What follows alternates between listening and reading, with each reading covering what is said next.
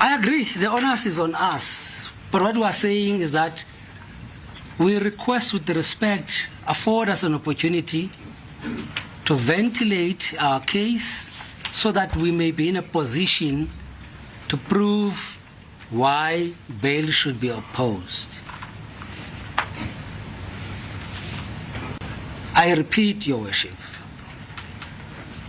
there is a serious allegation of interference with the state witnesses.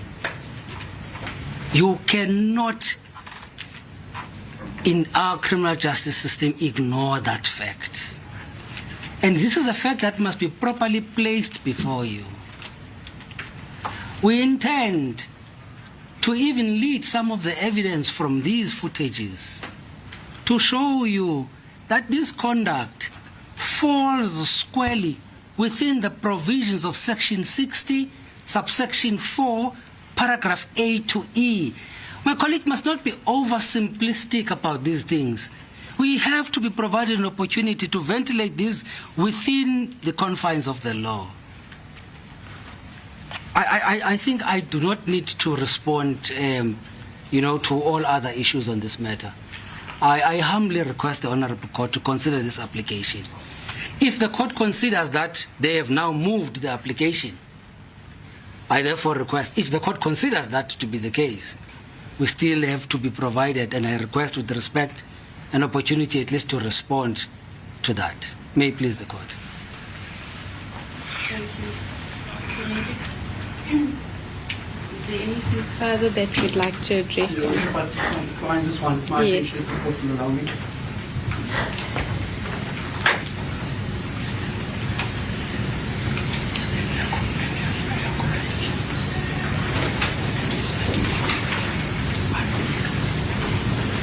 Your Worship, respectfully, I know we should turn today's proceedings into a circus. What I want to say is that we've placed cogent reasons before you as to why, and we haven't moved our application yet. I'm going to do so under oath. We've prepared the affidavit. But what Mr. Adams wants me to highlight is that how could he have interfered with witnesses if he doesn't even know who the witnesses are? If he was only advised last night of what the case is against him, he had to vent himself towards the High Court in the Western Cape to even ascertain if there is a valid warrant for his arrest and on what grounds it was obtained. So respectfully, Your Worship, what my colleague has said to this court, I respectfully submit, does still not motivate the reasons for an application for postponement. They say that they have this information. We have a team of investigators, it will appear. We have massive contingencies of police officials escorting Mr. Adams. We have a team of prosecutors here today from the Director of Public Prosecution's Office. Why is it that there's not even an affidavit to that effect to tell this court this is why we are closing this resolution? I'm going to ask the court to allow us to move our application. So please. Thank you.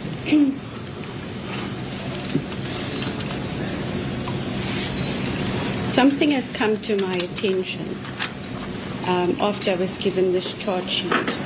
You may be seated, Mr. Hendricks. I just want to place this on record. And I think the team of the prosecution might be able to assist me. I'm not going to do that on record at this point in time. But there's something that's come to my attention, and I would like to discuss it with you and the prosecution when I stand down. But given what has been said during the application for the remand and in you opposing it, clearly there is, in my view, evidence that needs to be ascertained by the state. And I hear you, Mr. Hendricks, when you're saying that the press briefings and what has transpired since, and the same with what Mr. Mate has indicated about the conduct post the issue of the J50. I have many questions regarding what has been said. And I think, in fact, I know that I would be failing in my duty if I did not inquire into certain of those aspects. But without hearing the full evidence by the state and the full evidence of the applicant, it would not be in the interest of justice for me to inquire as to those things at this stage. As I've said, there is one pertinent factor that's come to my attention, and I think that would change a lot when I consider the law. But in any event, I'm going to allow the state the remand.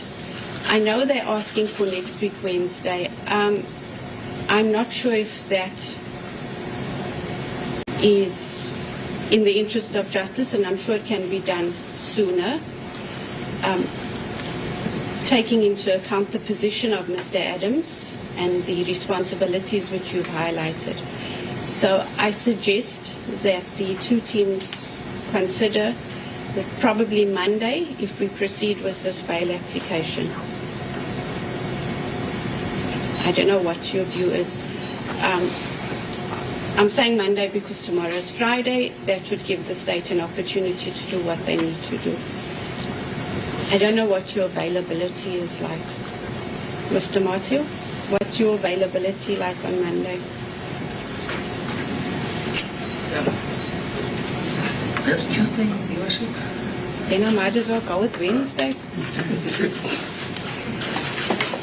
Mr. Hendricks? Your Worship, as I've indicated, we would like to proceed today. But may I just approach my client as this decision is based on him, or it's in his interest?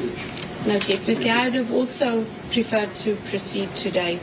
But as I'm saying, there's something that's come to the fore.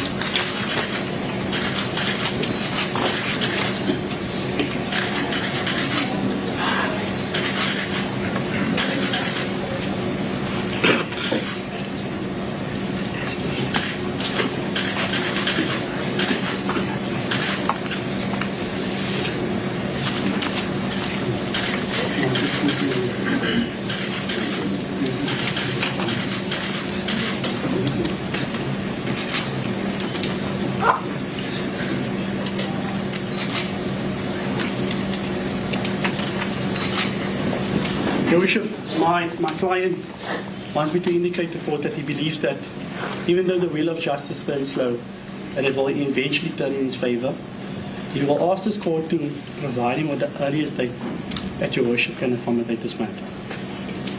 I will avail myself at any date, even if it's tomorrow. I know the court has indicated to it already tomorrow is out, but we are readily available.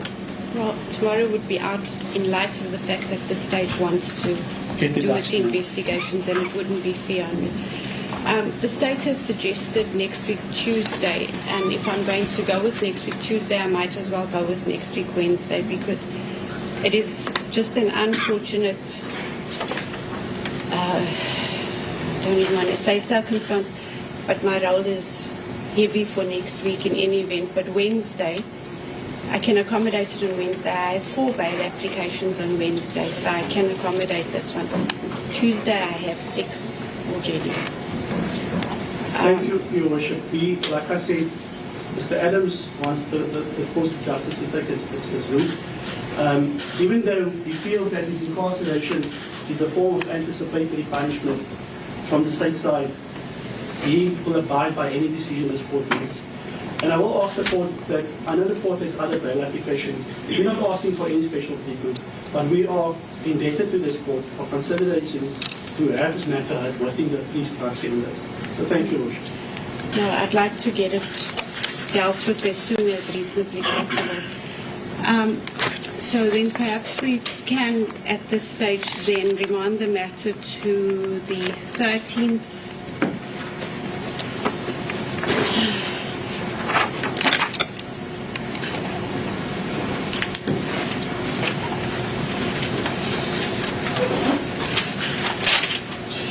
Before the court adjourns the matter, Yes. this is one aspect, and I think it's merely House rules. The state and the police has already indicated is the issue of safety and respect of my client.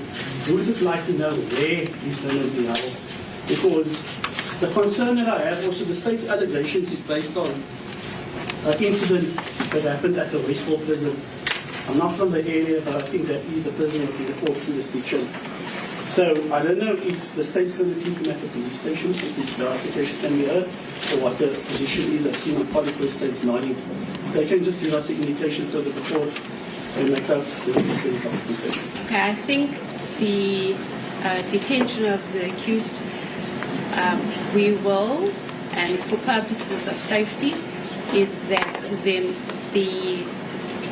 his place where he is to be housed in the interim will be given to you, so that you are aware. I do not want that placed on record if there's an issue of safety. Thank you, Bishop. I'm indebted to you. Perhaps just to place on record here, I agree. We've arranged a place where he can be kept for his safety. But certainly, just for the record, it will not be at the SAPS, just to avoid a lot of things that have been said regarding SAPS. But I think that location Yes. needs to be given to the... We'll give it to them, we'll not place it on record. And perhaps if that location at this point in time can be within the defence's knowledge and not give that information out.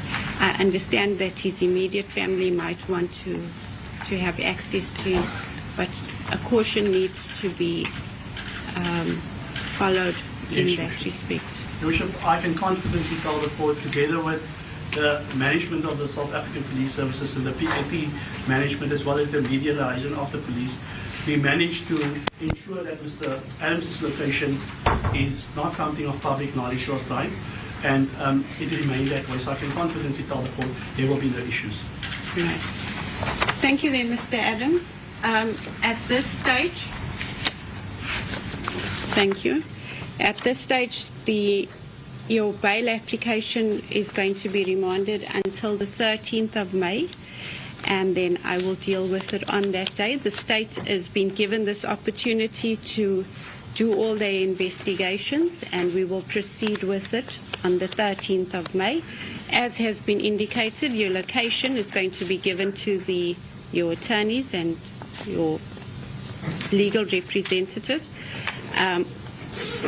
Please, I implore you not to disclose your location to anybody where it might have an adverse interest or effect for you. Please. Yes.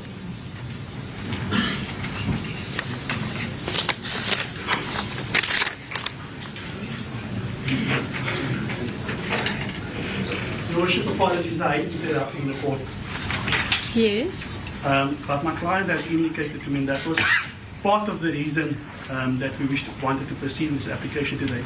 He's scheduled to have a shoulder operation, and he needs medication for that, and he needs medical assistance. If the court can maybe just, or if the state can assist us in that regard, he doesn't have a medical aid card or any medication with him at this point, Your Worship. No problem. Thank you, Mr. Martin. Can I request from you that you assist the defense in getting the appropriate medical relief for the accused person? It is justice to do so. May it please the court. Thank you. Right then, Mr. Adams, as I said, you will come back on the 13th of May, and we will deal with your bail application. Next court, please. Thank you. Well, that's it there from the Pinetown Magistrates Court. Magistrate Wendelin Robinson there remanding Fadil Adams in custody. And of course, he'll be back in that court on Wednesday the 13th. And the state being afforded the time to do some investigations, which they have indicated. But interestingly, the magistrate also indicating that she has received a piece of information that may be material to her decision ultimately on whether to grant bail or not. So that we don't know. We don't know where Fadil Adams will be kept until next Wednesday. But of course, his family will have access to him, because yesterday morning and throughout the day, that was one of the complaints from his legal team and his family, that they did not know where he was. That was during that transit period from Cape Town to Pinetown. But those are the latest proceedings, and Fadil Adams will appear in the Pinetown Magistrates Court again next Wednesday. It's time for news headlines. Here's Ondelambana. Thank you, Sakina. On the news headlines, the government employee medical aid scheme, GEMS, has agreed to withdraw the 9.5% medical aid contribution increase that was implemented in January. This has been confirmed by COSATU and FEDUSA. Leader of the National Coloured Congress and MP Fadil Adams has formally been charged with 5 counts related to his alleged interference in a high-profile murder case, which was still being investigated by the KwaZulu-Natal Political Killings Task Team, and the DA's George Michalis has been elected as the party's parliamentary leader. A full update follows at the top of the hour. Economic news on SAFM. Facts and figures you can count on. The rand is trading at 16 rand 28 cents to the US dollar, 22 rand 16 cents to the pound sterling, and 19 rand 16 to the euro. The euro currently trading at $1.17, and the dollar's at 156 yen 29. In Brazil, $1 trading at 4 real 92. Russia, 74 ruble 69 buys you a dollar. In India, 94 rupee 17, and in China, $1 is changing hands at 6 yuan 80. Asian markets, they ended today's session in positive territory. Japan's Nikkei surged 5.5%. Hong Kong's Hang Seng declined 1.5%, and China's Shanghai Index was firmer by 0.5%. India's markets, those were flat at the close of trade. The JSE is mainly higher at midday. The All-Share Index 0.4% to the good and is at 198,643. The Industrials 25 Index is off 0.1%. Financials have added 0.5%. Top 10 Resources Index and the Precious Metals and Mining Index have both added more than 1%. European markets also mainly in the green. Britain's FTSE 100 off 0.4%. The CAC 40 in France 0.3% higher, and Germany's DAX 0.1% up. And looking at commodity prices, gold trading at $4,735 per fine ounce. Platinum's at $2,084 per ounce, while the price of Brent crude oil is at $99.34 a barrel. Well, we're below $100. SAFM Sport with John Gerika. We'll take any good news. Yeah, you say that, but I have to go to the petrol prices. They're running out of numbers to put on the boards. Which is why we are happy that we are below $100. Anything. Let's take anything. We'll take anything. All right, let's tell you, speaking about taking anything, Shane, that's a terrible link for Pirates fans. No, that's taking more than anything that they took yesterday. Think so, hey? Yeah. Kaizer Chiefs did that big Lifeline. favour. Big favour for Orlando Pirates. The 1-1 draw by Chiefs against Sundowns last night gives Pirates a sniff at the title. The Buccaneers have a game in hand and are just 3 points back, but they do have a better goal difference. And they meet bottom of the log Magezi next. Sundowns have just a couple of days to recover, and as Coach Miguel Cardoso explains, they come up against an unpredictable Siwilele next. Our obligation is to make the 6 points we have ahead of us and then wait to see what is the outcome of that. So recover the players, because in 2 days we're going to play again. Make the result against ULL, and remember that this team from Kaizer Chiefs lost 2-0 with ULL. And that means that we need to approach this match with a high sense of responsibility, because it will not be easy as you may imagine, especially also in the sequence we are, where we lost several players, as you know, from injuries. Let's go to Europe now. Europa League semi-finals. Aston Villa against Nottingham Forest at 9 o'clock. Forest carry a slender 1-0 advantage into the second leg. Both sides chase a first major European final appearance since they both lifted the European Cup back in the 1980s. Here's Villa manager Unai Emery. I am excited 100%, so motivated. When I arrived here 3.5 years ago, was a dream to be playing a semi-final Europe League. It was a dream. And at the beginning of the season, when we were after 5 matches playing in Premier League, before I started playing Europe League, I was worried how we were finishing the season this year. And finishing the season this year like we are now, in the league and in semi-final, playing second leg at home here against Nottingham is really something fantastic. Freiburg against Brugge at 9 o'clock tonight as well. Freiburg could become the third German side in 5 years to reach the Europa League final. They must, though, overcome a 2-1 deficit against Brugge, who seek their first final since 2010-11. Freiburg centre-back Matthias Ginter. Logically speaking, each participant remaining in the semi-final is exerting every possible human effort to move forward and reach the final stage. And yes, particularly for the folks here at the club who have been part of this family for so many years, there are so many players who have been here for years too. Of course, the fans, all in the city. Yes, I just wish for the people that they get the feeling of winning a title. I think everyone knows that it is the greatest thing in their career. Sure, there are other personal accomplishments, records and the like, but of course, titles truly easily stand out as the ultimate achievement. That's what I'm aiming for, and so, as previously mentioned, it simply makes no sense to head home. In case you missed it last night, Champions League, Arsenal will... Hold. Yeah. I want to tell everybody. Okay, what are you going to tell? You know, these are the times we live in. Yes. Matthias Ginter there. Yes. John was arguing with AI over the image of Matthias Ginter. I had to sit and witness this full-on argument with AI. And AI was wrong.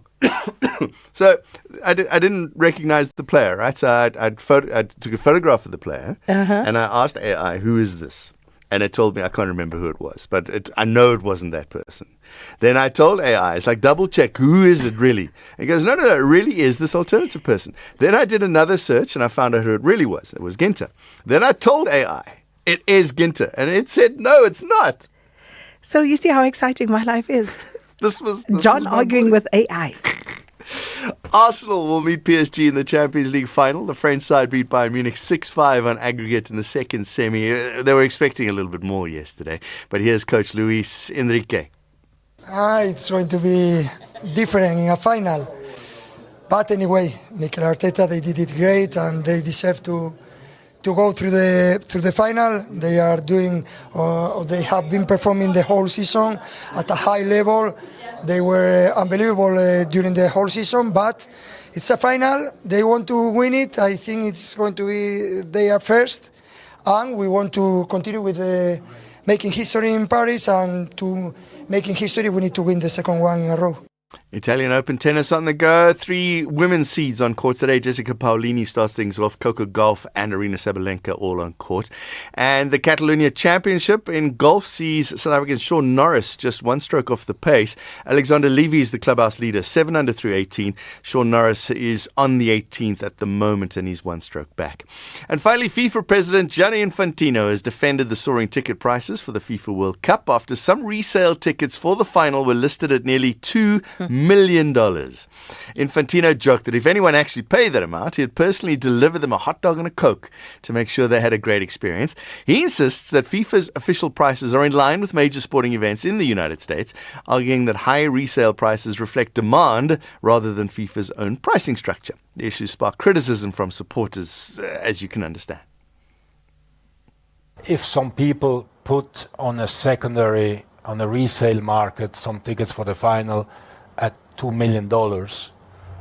Number one, it doesn't mean that the tickets cost $2 million. Number two, it doesn't mean that somebody will buy these tickets. Actually, if somebody buys a ticket for the final $2 million, I will personally bring him a hot dog and a Coke to make sure that he has a great experience. All right, that's your sports. Yeah, I'm not sure I'm happy with Gianni Infantino's No, answer there's there. very little that he's doing right at the moment. No. Because you go through this whole schlep, to register, to buy tickets, and you would imagine that in part that is to make sure that people who are traveling to get to that World Cup would be able to access tickets. Yeah. but then you've got people who are buying for the sole purpose. Scalping them, yeah. Exactly. So how is that fair? And it's all done on the FIFA's website. Exactly. As well. This is not skellums that are happening No. like somewhere else. This is being done on the FIFA someone who's website. registered. Yeah. Yeah, so it's obviously not working. No, but if you got $2 million, you get a No, hot $2 million taken a where? Coke. Oh, hell no. Okay, bye. Bye. Update at noon, midday to 1 p.m. John Chirika there with your sports news. All right, so let's bring you up to speed with a few other things. The minister in the presidency, Khumbudzo Ntshavheni, has condemned the viral circulation of fake videos and images falsely claiming to depict attacks on foreign nationals in South Africa. Now, she says that the fake videos and images are intended to undermine the good reputation of South Africa internationally. Cabinet condemned the viral circulation of fake videos and images claiming to be attacks of foreign nationals in South Africa. The fake videos and images are not only fake, but they are intended to undermine the good reputation of South Africa internationally and undermine South Africa's pursuit of a better Africa agenda. South Africans are within their right to protest against the spiraling illegal immigration challenge, but violence linked to those protests in the past is not acceptable, and law enforcement must deal with the instigators of such violence decisively. Cabinet condemned the opportunistic attempts to hijack the genuine concerns of South Africans about high unemployment and limited economic opportunities by mobilizing South Africans to destabilize the country, including mobilizing attacks on foreign nationals and the tribal mobilization trend. Cabinet reiterated that there is ongoing work to address the problem of illegal immigration, which work includes the strengthening of border management through the work of the BMA, speeding up deportations, dealing with criminality within the immigrant communities, and protecting jobs and opportunities for South Africans. On opportunities for South Africans, Cabinet has directed the Department of Employment and Labour to intensify inspections of workplaces to ensure compliance with employment laws across vulnerable sectors such as hospitality, farms, trucking, construction, amongst others. Cabinet further directed municipalities to ensure the enforcement of municipal bylaws with priority given to trading bylaws. South Africans must also play their part by refraining from subleasing their business licenses to undocumented foreign nationals. And Ntshavheni also says that Cabinet was briefed on the Hunter virus and has urged citizens to remain calm, adding that scientists have assured government that the virus has not been found in rats in South Africa or elsewhere on the continent. Cabinet was briefed about the circumstances that led to the Hunter virus patients being admitted in a South African hospital from the MV Honduras cruise ship. Cabinet further congratulated the Department of Health for the speed and effectiveness in which they conducted contact tracing for people who came into contact with the Hunter virus patients before the diagnosis was made.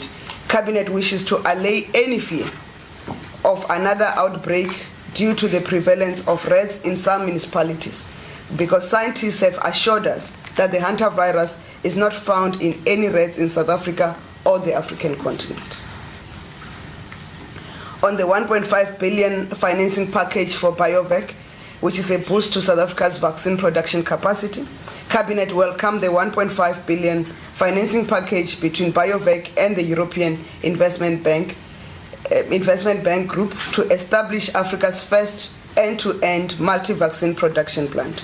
The plant, scheduled for completion by 2028, will produce oral corolla vaccines and later expanding to include vaccines for polio, pneumonia, and meningitis. Once fully operational, the site will have a production capacity of up to 40 million doses annually, significantly bolstering Africa's healthcare resilience and supply chain security.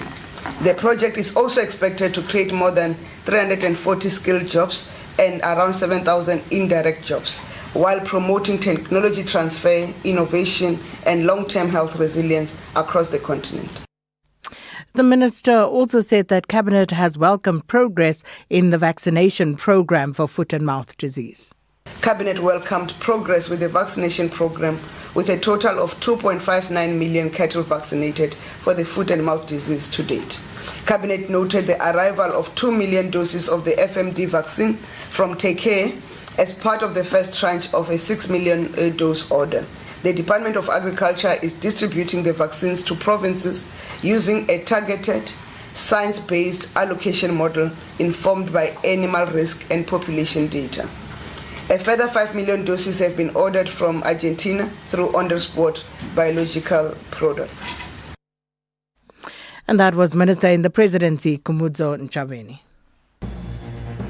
Update at noon with Sakina Kamwendo, midday to 1 p.m.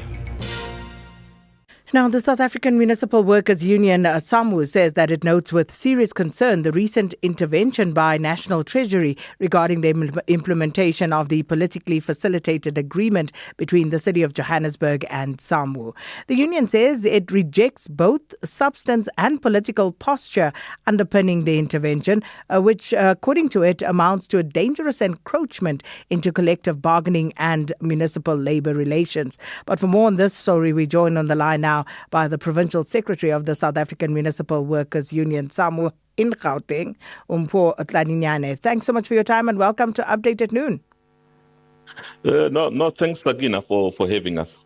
Mr. Tladinyane, first off, what do you think led in the main to National Treasury wanting to intervene in the implementation of the PFA between the City of Joburg and SAMWU? No, Sakina, we actually very disappointed in the manner in which Treasury is trying to intervene on this particular matter. You'll know, Sakina, that the actual situation that led to this particular 10.3 billion is that the city was categorized as category 10 some years back, more than 10 years back. And at that particular time, they only paid councillors and senior managers in terms of in line with category 10 salary scales. And the rest of us as employees were left behind. Now, we have been engaging with the municipality for the last 15 years or so. And at that particular, you'll know that even at that particular time, the debt accrued would have been at about 3 or so billion. But because of the non-implementation by the municipality over a period of time, this thing has been growing and growing. So it's unfortunate that as and when workers have to be paid what is due to them, when everybody else has benefited, but when it is our turn as junior staff employees, we are being told that actually the money is too much and all those things. But this particular situation is not of our making. Treasury should have intervened long time ago to ensure that indeed everybody is being paid properly. So our view is very clear. Workers have been waiting for this particular money for the last 15 years. What is due to workers must then be paid to workers. Let me just ask you, when you say everyone else has been paid and now when it comes to workers who are on a lower rank, then suddenly there are issues around affordability. So just give us examples of who has been paid and why you are making that particular claim. Now remember that municipalities are categorized. And most of the metros will then be between category 8 and category 10. So COGTA would at a particular point say, no, this is a category 10 municipality. At that particular time, it will then mean that everybody else in the municipality, be it your employees, your Section 56 employees, and your councillors should then be paid in terms of category 10. But in this particular instance, your low-level employees were not adjusted. You see, the salary scales, as we speak now, the payments that is being done to councillors and lower-level employees is not on the same salary scales. What would have done, like what has been done in other municipalities like the city of Tshwane, you'll then have a new salary scale which then says employees will then be paid from the junior employee up until those who are reporting to Section 56 employees. Then everybody will then be adjusted in that particular instance. So in this case, councillors were were paid properly in terms of Category 10, but with regard to us as lower level employees who actually fall within the bargaining bracket were not adjusted. So there's been some intervention from the provincial government as early as 2015. The provincial government then delegated one MEC to come and mediate the process between, because at that particular time there was a strike. So the provincial government intervened and said that delegated one MEC to mediate between ourselves, the SAMU, and the municipality, and that was the birth of what we call politically facilitated agreement in 2015. Now we've been fighting for the actual implementation, but what would have happened is that around 2020, 2021, the DA implemented part. They gave each and every employee 4,000 in their pursuit of ensuring that the PFA is implemented. So this thing is not starting now. Actually, we should then be continuing with the implementation of the PFA, because the DA would have started with the what we call partial implementation around 2021, somewhere there. So, speaking of, and I'm reminded of that press briefing that Helen Ziller held yesterday after Treasury wrote to the city of Johannesburg, that and she was saying, laying out her plan, saying that the city is bankrupt. So does that factor into your demands at all, the fact that the city of Joburg may be bankrupt? No. You see, what we normally do, Sakina, as some, is that once we note that what is due to us as employees or as workers might not necessarily be realized in one financial year, we do enter into an agreement with the employers to say, and we'll then ask them to say, but how soon can you realize the full implementation of this particular agreement? In other cases, they will then say, no, we'll do it in 5 years. Others will they say 4 or 3. But that is actually what we have been doing, because we know for a fact that you can't just pay 10.3 billion in one financial year.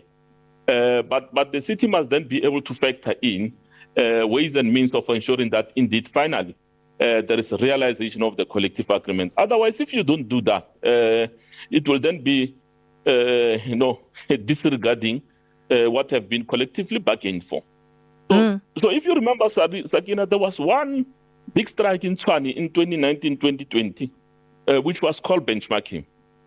In that particular case, even the municipality then agreed with some to say, no, we'll not be able to pay you what is due to you in one financial year, but we'll then pay you in 3 to 4 financial years. And that was particularly done. So that is actually the route that we have been taking to ensure that indeed the knock on the municipality is not that much. Stretch the debt over a period of years.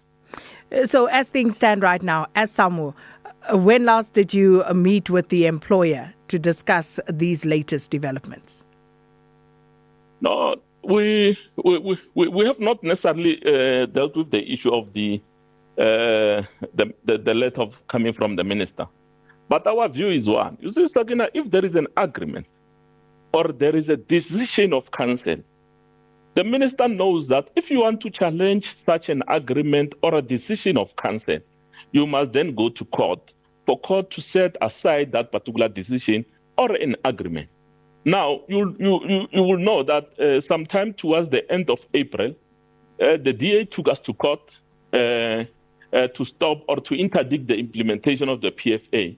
But they lost that particular matter in court, because even the court was saying to them, but we have knew all along about this particular thing. You have even implemented this particular thing partially. So there's no cause for you now to come and say this is a lot of money, whereas you know that this is an accumulation of the debt over a period of years. So what we say we stand in now is that if the minister has an issue, the minister must then be able to go to court and ask court to intervene and set aside this particular decision. But if the minister is not doing that, then we'll then have to go and enforce that particular agreement to ensure that indeed what is due to workers will then be paid. We will not be will not be threatened by the minister.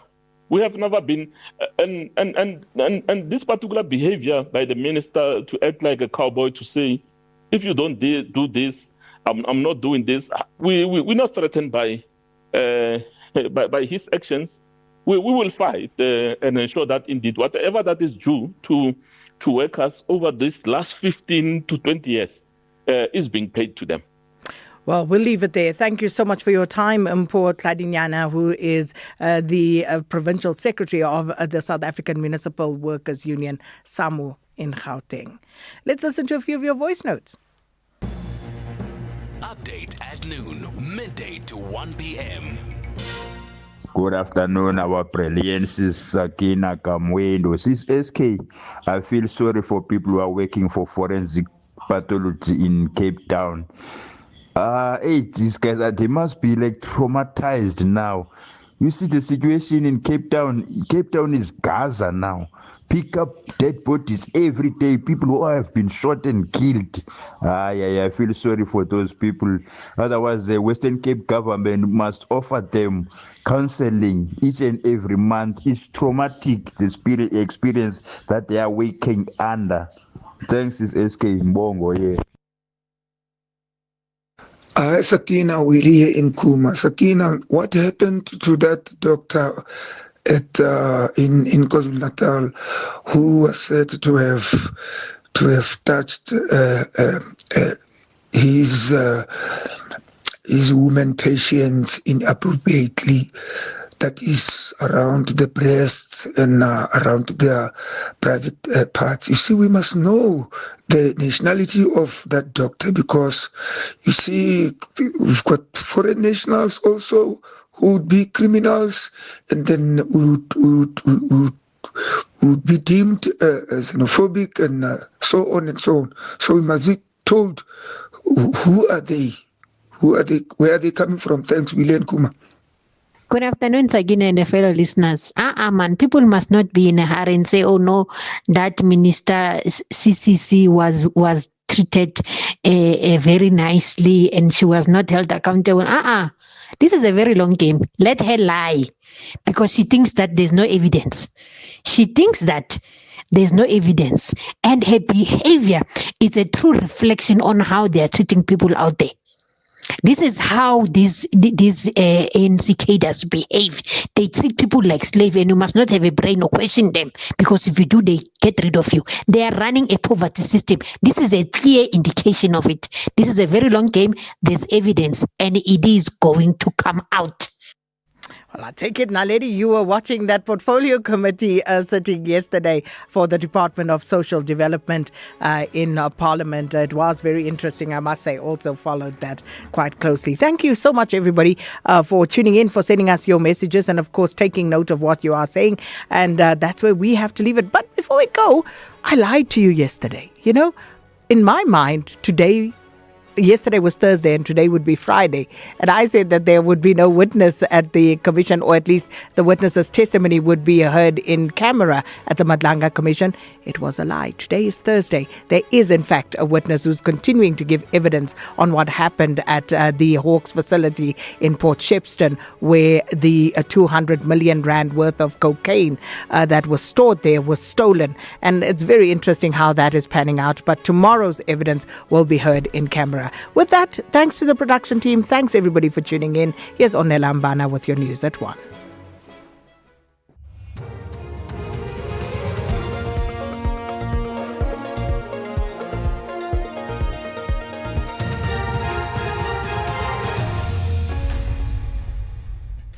Thank you, Sakina, and the team on the top stories. Jams to withdraw medical aid contribution increase and evacuation operations to begin in the Garden Route.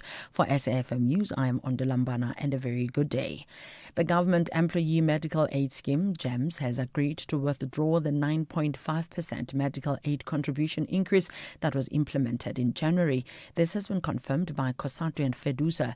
The Labour Federations say GEMS has now approved a revised increase of 7.5%. 9.5% that will take effect from the 1st of July, subject to approval by the Council for Medical Schemes.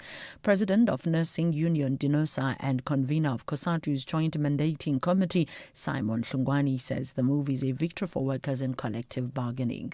The victory we want to share with public service workers and our members today is that GEMS has been forced to retreat from 9.5% increase. The immediate triumph secured by workers is a 2 percentage point reduction from the increase that had been imposed on the public servants. That movement did not come as a favor. It did not come as a public relations gesture on the part of GEMS, but it came because United Organized Labour applied pressure through the proper political, legal, bargaining and mobilization channels. We must be clear, GEMS has not agreed to every demand placed before it.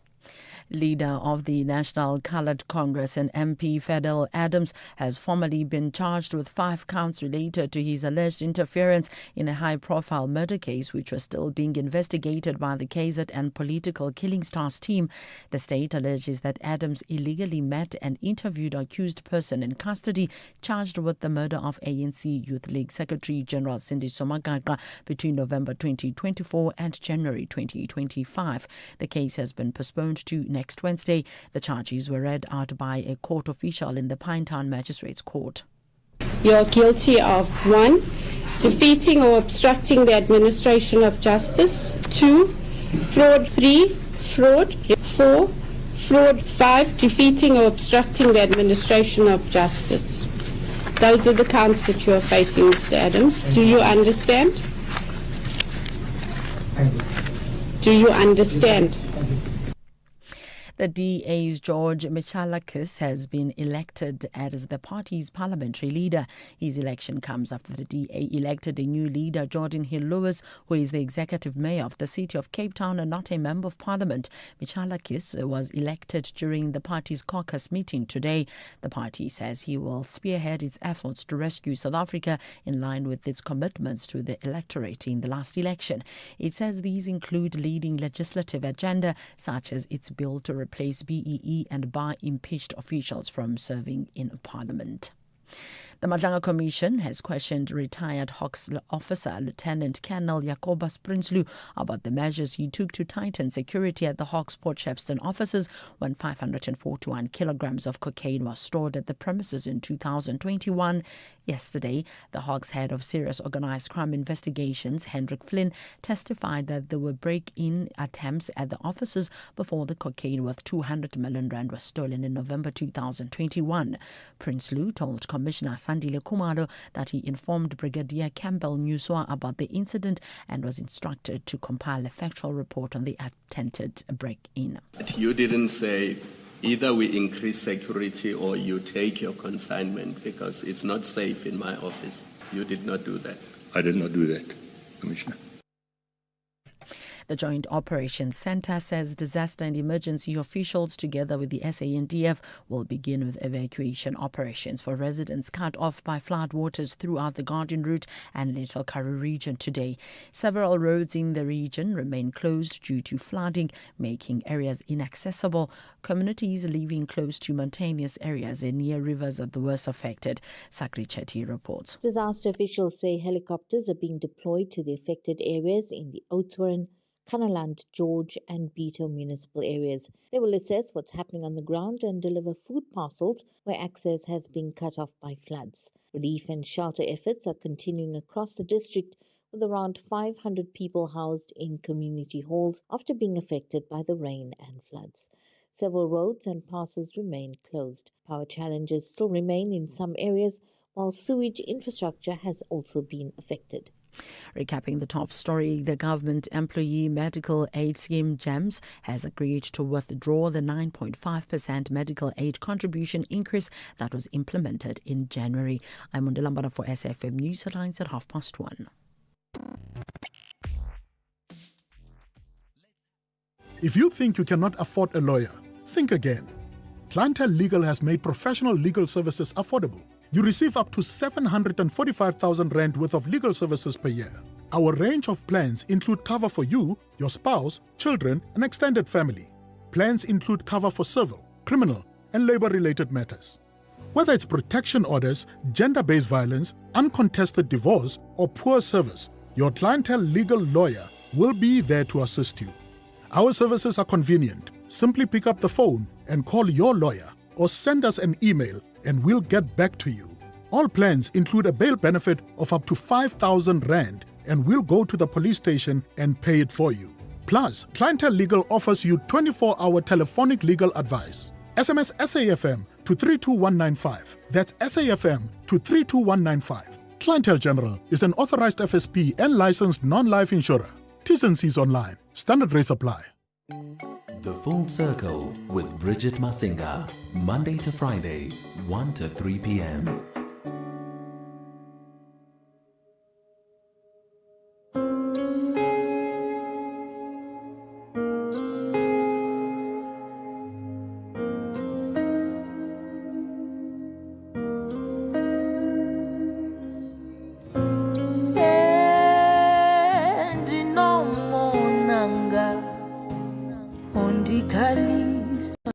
Ondikhalisa ubusuku bonke liyozo luthando luphele nini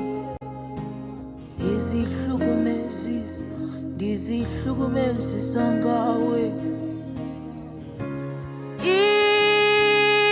indlela endihambileyo ndiyabona utikiwe ndim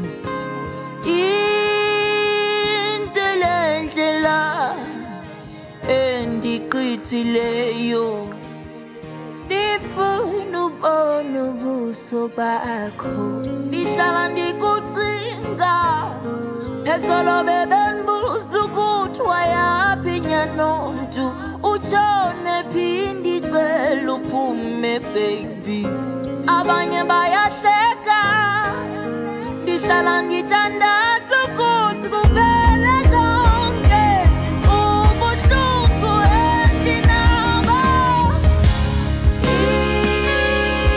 indlela endihambileyo ndiyabona utikiwe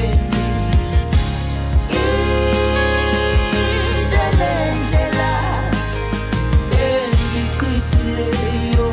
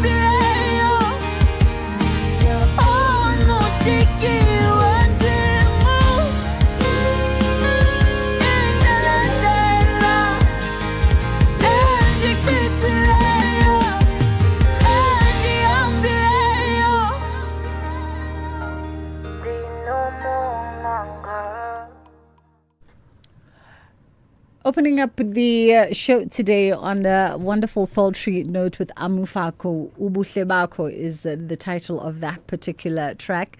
What a wonderfully written song and just perfectly performed as well. And in fact, our first guest today is putting together a festival for Africa Month called Say Africa Fest, the Africa that we want. And one of the stars that are going to be headlining the festival is none other than Amufako as well, alongside this living legend who's literally making his way into the studio from our foyer. We've got a jam-packed show. I hope you are keeping warm. wherever you might be. I get the feeling that this cold snap has gripped the entire country, because I saw the visuals coming out of Lesotho. They've had a very healthy snowfall over the last couple of days. So that oftentimes has a reverberating sensation throughout South Africa. When Lesotho goes beautifully white-capped, the rest of us freeze alongside them. So I'm sure we're going to have some cold days for the next couple. And in fact, yesterday was the coldest day in the country so far, because winter is yet to come. So we'll see what other cold days lay in wait for us. We are going to be looking at Africa Month. Like I said, conversation, Say Africa Fest. But it's not just about the festival. We're also just going to be unpacking what the future vision for Africa looks like and the role that arts has in creating the Africa that we want. We also are going to be talking around electronic wills, trying to understand the validity of electronic wills in South Africa versus, say, the physical copy of a will, and what should we know in terms of this conversation. So that is coming up. If you do have some question or a point of clarity that you desire, you are more than welcome to send me a voice note, because that conversation is coming up closer to, well, the other side of 2 o'clock. But if you send the voice note now, then we're able to archive it and forward it to the attorney who's going to be joining us around this. And our WhatsApp number is 061-410-4107. That's 061-410-4107. Let's take a quick pause, and then we'll come back with Sibahle Mota. Outsurance can't improve your record for leg day, but they could improve the car insurance premium you currently pay. Get a quote today, and if Outsurance can't save you money on your car insurance premium, ask for 500 Rand cash. Make that 1,500 Rand if you've been claim-free and with the same insurer for 3 years. Get a quote and get savings or cash. Either way, you win. SMS out to 30754. That's out to 30754. Outsurance. Licensed insurer and FSP. T's and C's online. This is the Madlanga Commission update on SAFM. Sibahle Mota joins us now, SABC News reporter, as we look at the Madlanga Commission and what's been developing today for day 103. And of course, today we are seeing Lieutenant Colonel Prinsloo, who's at the commission, and he's giving testimony around the events that unfolded at that facility, which saw the 541 kilograms of cocaine from the Hawk storage room being stolen or disappearing in November of 2021. How are you doing this afternoon, Sibahle? Good afternoon to you, Bridget, and thank you so much for having me. Let's get in some context, as we like to do on the show, just to know who's on the stand and how do they fit into the broader picture. Yes, so we have a retired Hawks Lieutenant Colonel Jacobus Prinsloo. And basically, he was somebody that, the sport chefs in Hawks premises was under. So he knew what happened and who came in and out, and sort of took care of the place, if I could put it like that. And his testimony really is about this 541 kilogram consignments that was stolen in November, 2021. And he's basically just detailing his involvement in this matter. And he's telling the commission that, he was informed that this consignments would come and be stored in Port Shepstone, but obviously there were some irregularities that had occurred. So his testimony is definitely corroborating that of Major General Flynn, who came before the Madlanga Commission. And basically what he's saying is that this consignment, when it arrived at the Port Shepstone premises, it was actually not even placed in evidence bags. It was taken from the harbour where it was found, where it was counted and placed on the floor and subsequently put into black bags, and then it arrived in that same manner. And according to, the law or how they do things is that it's normal procedure for this cocaine to be placed in evidence bags and that was not the case. And the reason for placing them in evidence bags is that at least they can be able to preserve some of the evidence, even fingerprints that may be on this bricks of cocaine. So he's largely highlighting some of the flaws that he found and had a problem with when the consignment was dropped off in Port Shepstone. I mean, a large part of what you sort of allude to in terms of just the process of handling evidence and logging evidence, I think General Flynn, over the last 2 days of his testimony, went to great pains at outlining the fact that even when cash, for instance, is seized, you got to note down the individual serial number of each one of those banknotes.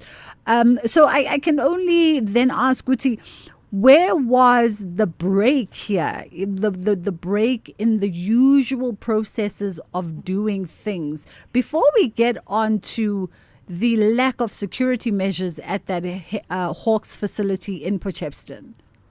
Yes, Bridget, if you remember, I mean, some of the procedures were broken even when this cocaine was found at the harbor in Ispingo, because you found that, it was not concealed, and, even the area where it was found was really not cordoned off, so it wasn't handled like a proper crime scene, number one. And when it got to Isipingo police station, obviously it was entered into that SEP 13 register, which was the correct procedure. But it seemed like after that, things went downhill from there as well, because it wasn't in any evidence bag. And on top of that, he was told that there are actually 541 bricks in that consignment. There was no counting in front of him, There was no additional information, because even the commissioners are asking him that he should have, pushed for this cocaine bricks to be counted just to protect himself. But obviously, it seems like he's very old-fashioned, and whatever instruction comes from the top officials, he doesn't really question, nor does he, try to get in an argument or dispute whatever version that they are putting to him. So you're finding that a lot of this protocol was really, really flawed. And it seems like there was a reason, to have it be like this, because judging from the evidence that has been presented, it feels like there was no, motivation to have these bricks go to the forensic science laboratory where they would be tested and subsequently destroyed. Whoever had planned for this consignment to go to Port Shepstone knew exactly what would happen afterwards. So is it sounding more and more like a deliberate plan and decision to send the consignment to this Port Shepstone office, which for all intents and purposes sounds like an office that can't even secure a box of pencils? No, definitely. And if you remember with, Major General Flynn's testimony, he had said that Ispingo was one of the most perfect places to place this consignment in, because number one, it was meant 24 hours and they had storage that they could, use to store it in. So in terms of security features, it was sorted. This is despite General Liseja Sinona saying that it was very small. And on top of that, there were other police stations within the vicinity which were like 20 kilometers out or even less than that. But you are finding that they chose specifically Ispingo, which is 100 kilometers out from Port Shepstone, which is out of 100 kilometers out of Ispingo, and has no security features. CCTV was not working. It was never manned 24 hours. They had office hours from 7:30 until 4 p.m. and on the weekends it was barely functioning. And on top of that, this came at a time when there was quite, when we were experiencing this very severe load shedding. So it was really, really, it seems like there was a deliberate attempt to store this consignment at Port Shepstone. And to add to that, Bridget, there were numerous attempts, that were made to break into the facility. And even at the time that this consignment was stored in October, there was another attempt to break in, but even despite that, there was no, increase of security. Yeah. And I've got to wonder if we had to put a spanner in the works here, Sbahle. I heard, Lieutenant Colonel Prinsloo testify for the better part of the morning before the tea break. And I completely understand and get that he was in an acting position at the time in question, acting station commander. A question was posed to him of which the commissioners, anytime they say, we'll come back to that, almost leaves the door open for them to say, but you bear some responsibility in this, because the question was, we hear what you're saying about this was Durban's consignment. It was not Potchefstroom's consignment, because he made an example of a seize that they had made in Potchefstroom that was secured at the Hawks office, where there was 24 hours security guard that was arranged. And the question was, well, why wasn't the same consideration for this over 541 kilograms of cocaine? Why weren't the same security and safety measures taken here? Why would you leave it unmanned in a place that has no security, no alarm system, no physical bodies overnight or over the weekend? Why would you not take the same measures? And it almost sounded like he was saying, well, this was my superiors' responsibilities. They had to ensure the safety of this and not me. No, definitely, because he even speaks about the fact that General Lusetja Sinona had said that they must, keep it under wraps, that there was those large consignments. Yet, again, he received an instruction that people must, check the premises now and again, even though they wouldn't know there was a reason to check the premises. So I think it speaks to, like I said, it seems like he's very old-fashioned, right? He's somebody that does not really, sort of talk back or even challenge what his superiors may actually say. He just goes the instruction that has been given to him. And I think that was really largely flawed. And he may have to take the blame, especially in some circumstances regarding this. Absolutely. I think it was not Commissioner Madlanga, not Commissioner Sisi, the other Kumalo, who said to him, but let me understand, you are the authority in charge at that premises, and you have been given this evidence to look after. So as the authority in charge, given all the challenges that you know, why did you not take the decision to ensure that this was safeguarded? And again, they with the caveat of, we'll come back to that. Definitely. He has to take some form of blame because, this was a building that was sort of under him and he was looking after. So I think that you can even hear in his voice when he's challenged about it, that it sort of drops and he realizes that he could have actually stepped in and questioned some of these bricks that were not counted, and questioned why they can't provide even additional security, because he even simply did not even have the manpower, to have some of his members guard this place time and again. Yeah. Smash Mota, we'll leave it there for this afternoon. Thank you so much for that rundown. That was SABC News reporter coming to us live from the Madlanga Commission. It's well past 20 past 1 o'clock. We are going to hit a quick pause and then we come back on the other side. SAFM, playing the music you want to hear.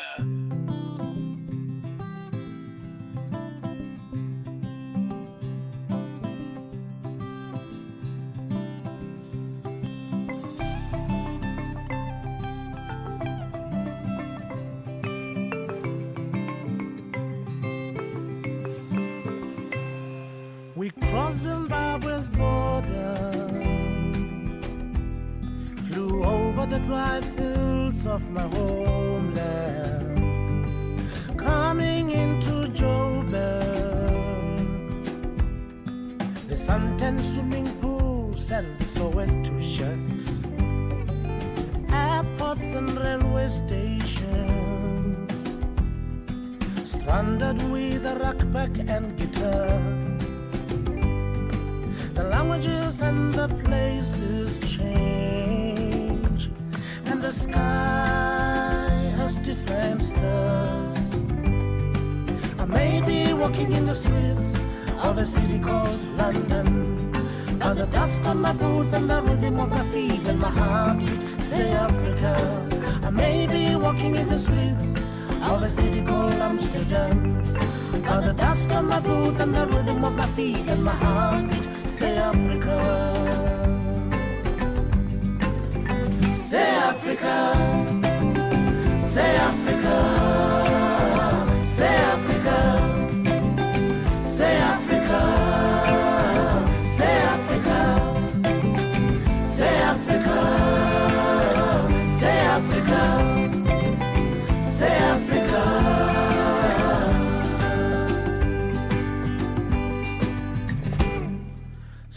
and stones and the UN loan and passport controls for countries that don't exist.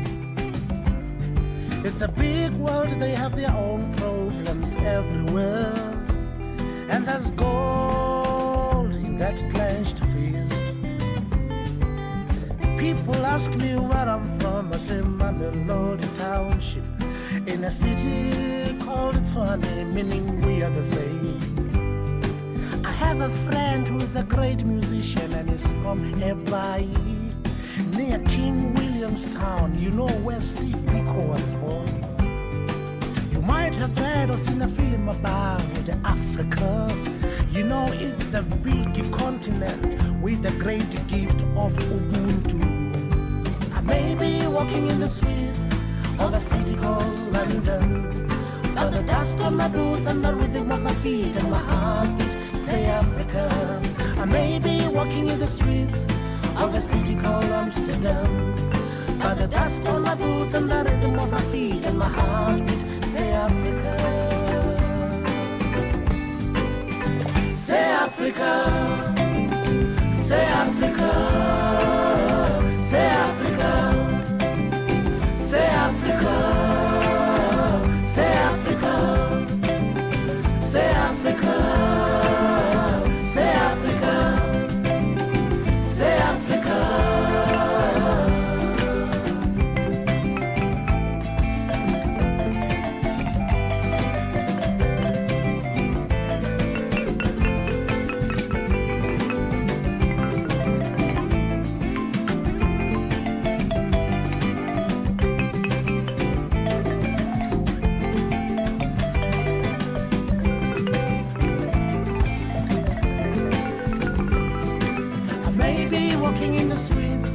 Of a city called Amsterdam, but the dust on my boots and the rhythm of my feet and my heart say Africa. I may be walking in the streets of New York, yeah, but the dust on my boots and the rhythm of my feet and my heartbeat say Africa. Say Africa, oh, yeah. Say Africa, yeah. Say Africa. I mean, I did allude to the fact that a living legend was on his way to the studio. You know, it's always very exciting when I get to sit at the feet of my grandparents, and this song should give you a little bit of a clue as to who's in the studio if you aren't watching the live stream. It is the living legend himself, singer-songwriter, of course, a creative activist, Vusi Mahlasela. Ntate Vusi Mahlasela, how are you? I'm fine. How are you, my sister? I'm fantastic. Thank you. Very pleased. Well, thank you. Very pleased for you coming through to studio. I appreciate it. Like, I know this it's weather, especially in this weather. Yeah. Like, I appreciate it a lot. And he's all bundled up. For those who aren't live streaming, he's all bundled up and nice and cozy and warm. And he says to me, you know, I gotta protect the instrument that is. So we'll come back on the other side after the headline news and get into the conversation with Vusi Mahlasela. Thank you, Bridget. On the news headlines, the government employee medical aid scheme GEMS has agreed to withdraw the 9.5% medical aid contribution increase that was implemented in January. Leader of the National Coloured Congress MP Fadil Adams has formally been charged with 5 counts related to his alleged interference in a high-profile murder case, which was still being investigated by the KZN Political Killing Stars team. And emergency services in Oudtshoorn in the Little Karoo are attempting to rescue around 64 people who are trapped by flood waters at the Oudtshoorn Mountain Resort. A full update follows at the top of the hour. You can become a victim of a legal problem: wrongful arrest, assault, uncontested divorce, rental disputes, maintenance matters, or labor problems. It can happen to you. Clientele Legal provides tough professional lawyers for an affordable monthly premium. Our legal team is standing by to assist you 24 hours a day. Join today. SMS SAFM to 32195. That's SAFM to 32195. Clientele General is an authorized FSP and licensed non-life insurer. T's and C's online. Standard rates apply. For news on South African industry and mining, Creamer Media's Engineering News and Mining Weekly has you covered. Click through to Creamer Media's Engineering News each day for the latest on the people and companies shaping the energy transition and South African industry. Keep your finger on the critical minerals pulse by visiting Creamer Media's Mining Weekly. For deeper insight, subscribe to the Engineering News and Mining Weekly magazine, out on Fridays. Creamer Media, current, credible, comprehensive. When you listen to me, I feel important. When you hug me, I feel safe. When you talk with me, I learn. Your love and attention helps your child grow strong and confident. Listen, comfort, and connect with him, because every child deserves to feel seen, heard, and loved. Visit holdmyhand.org.za.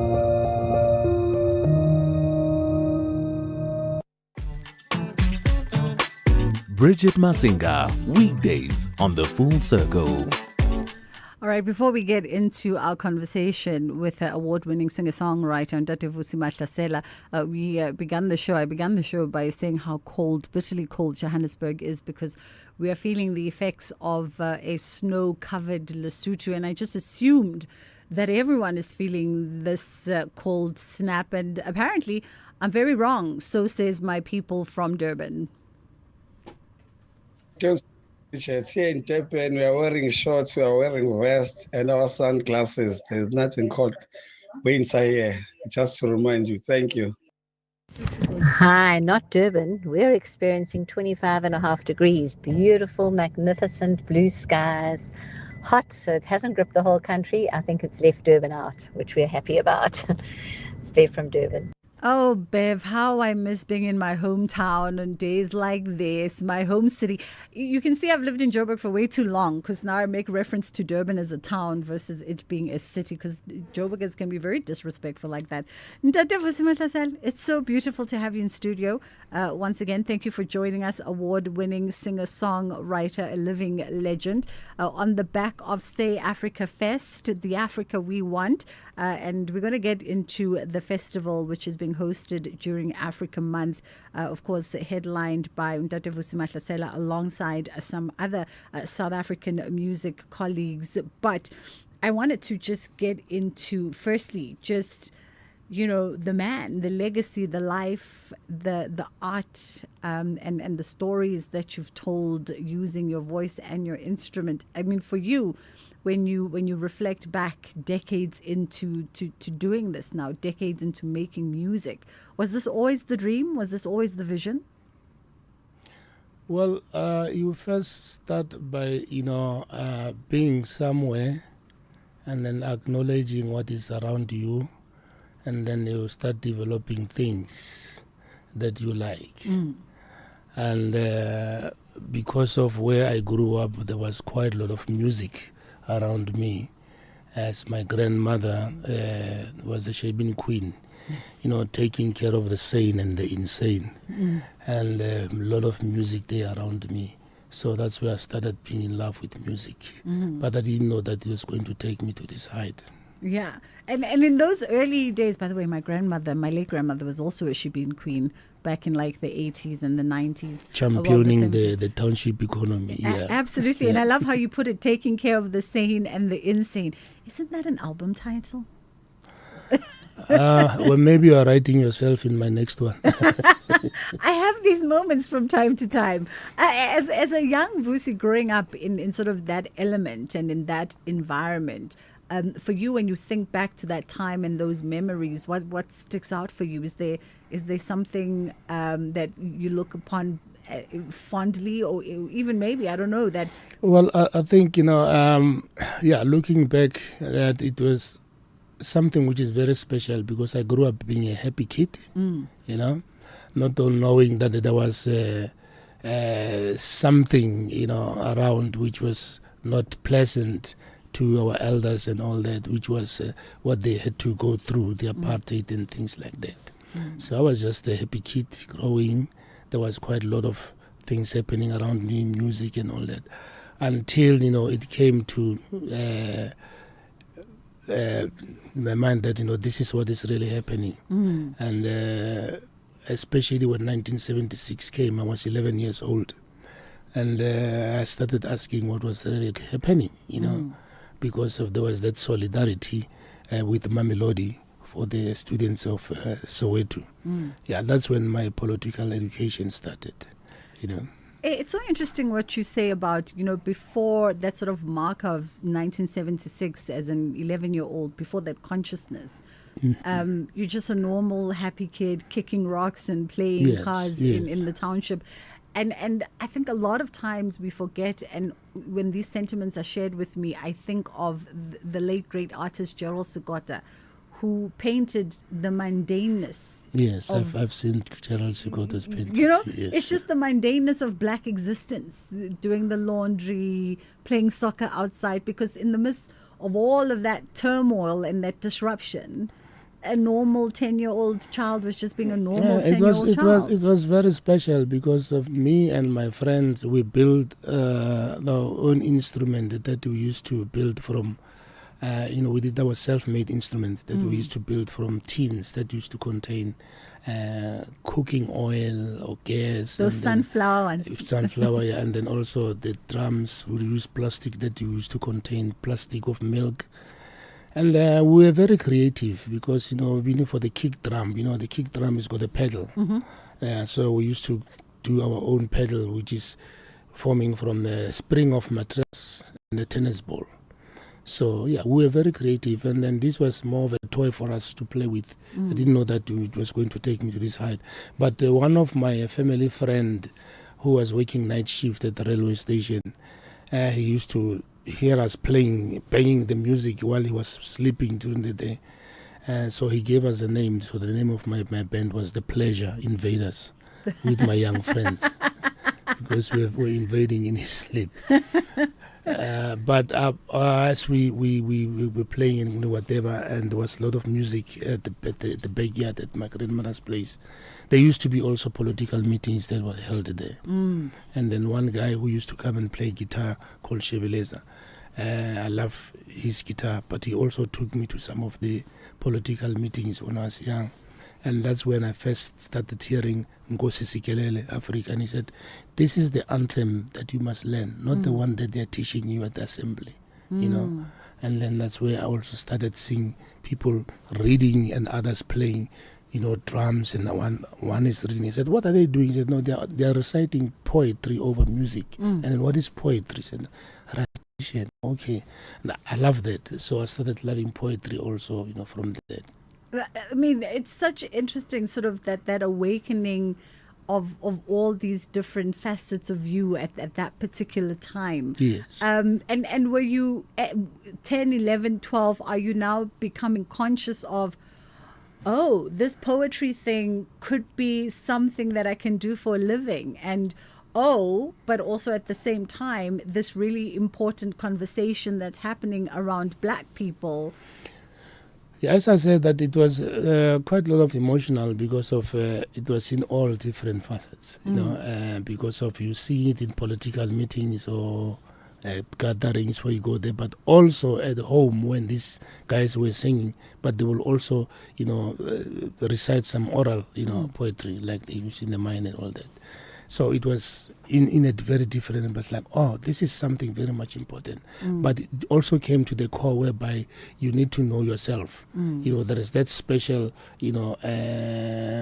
what do you call it?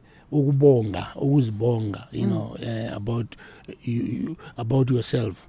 The praising about your folks, where they come from, the first well where they've drank, the geographical areas they've stayed, and then also the wealth they sort of like really had, and until everything was like okay, that the time where the colonizers came in, and this is all what we sort of like really got, but.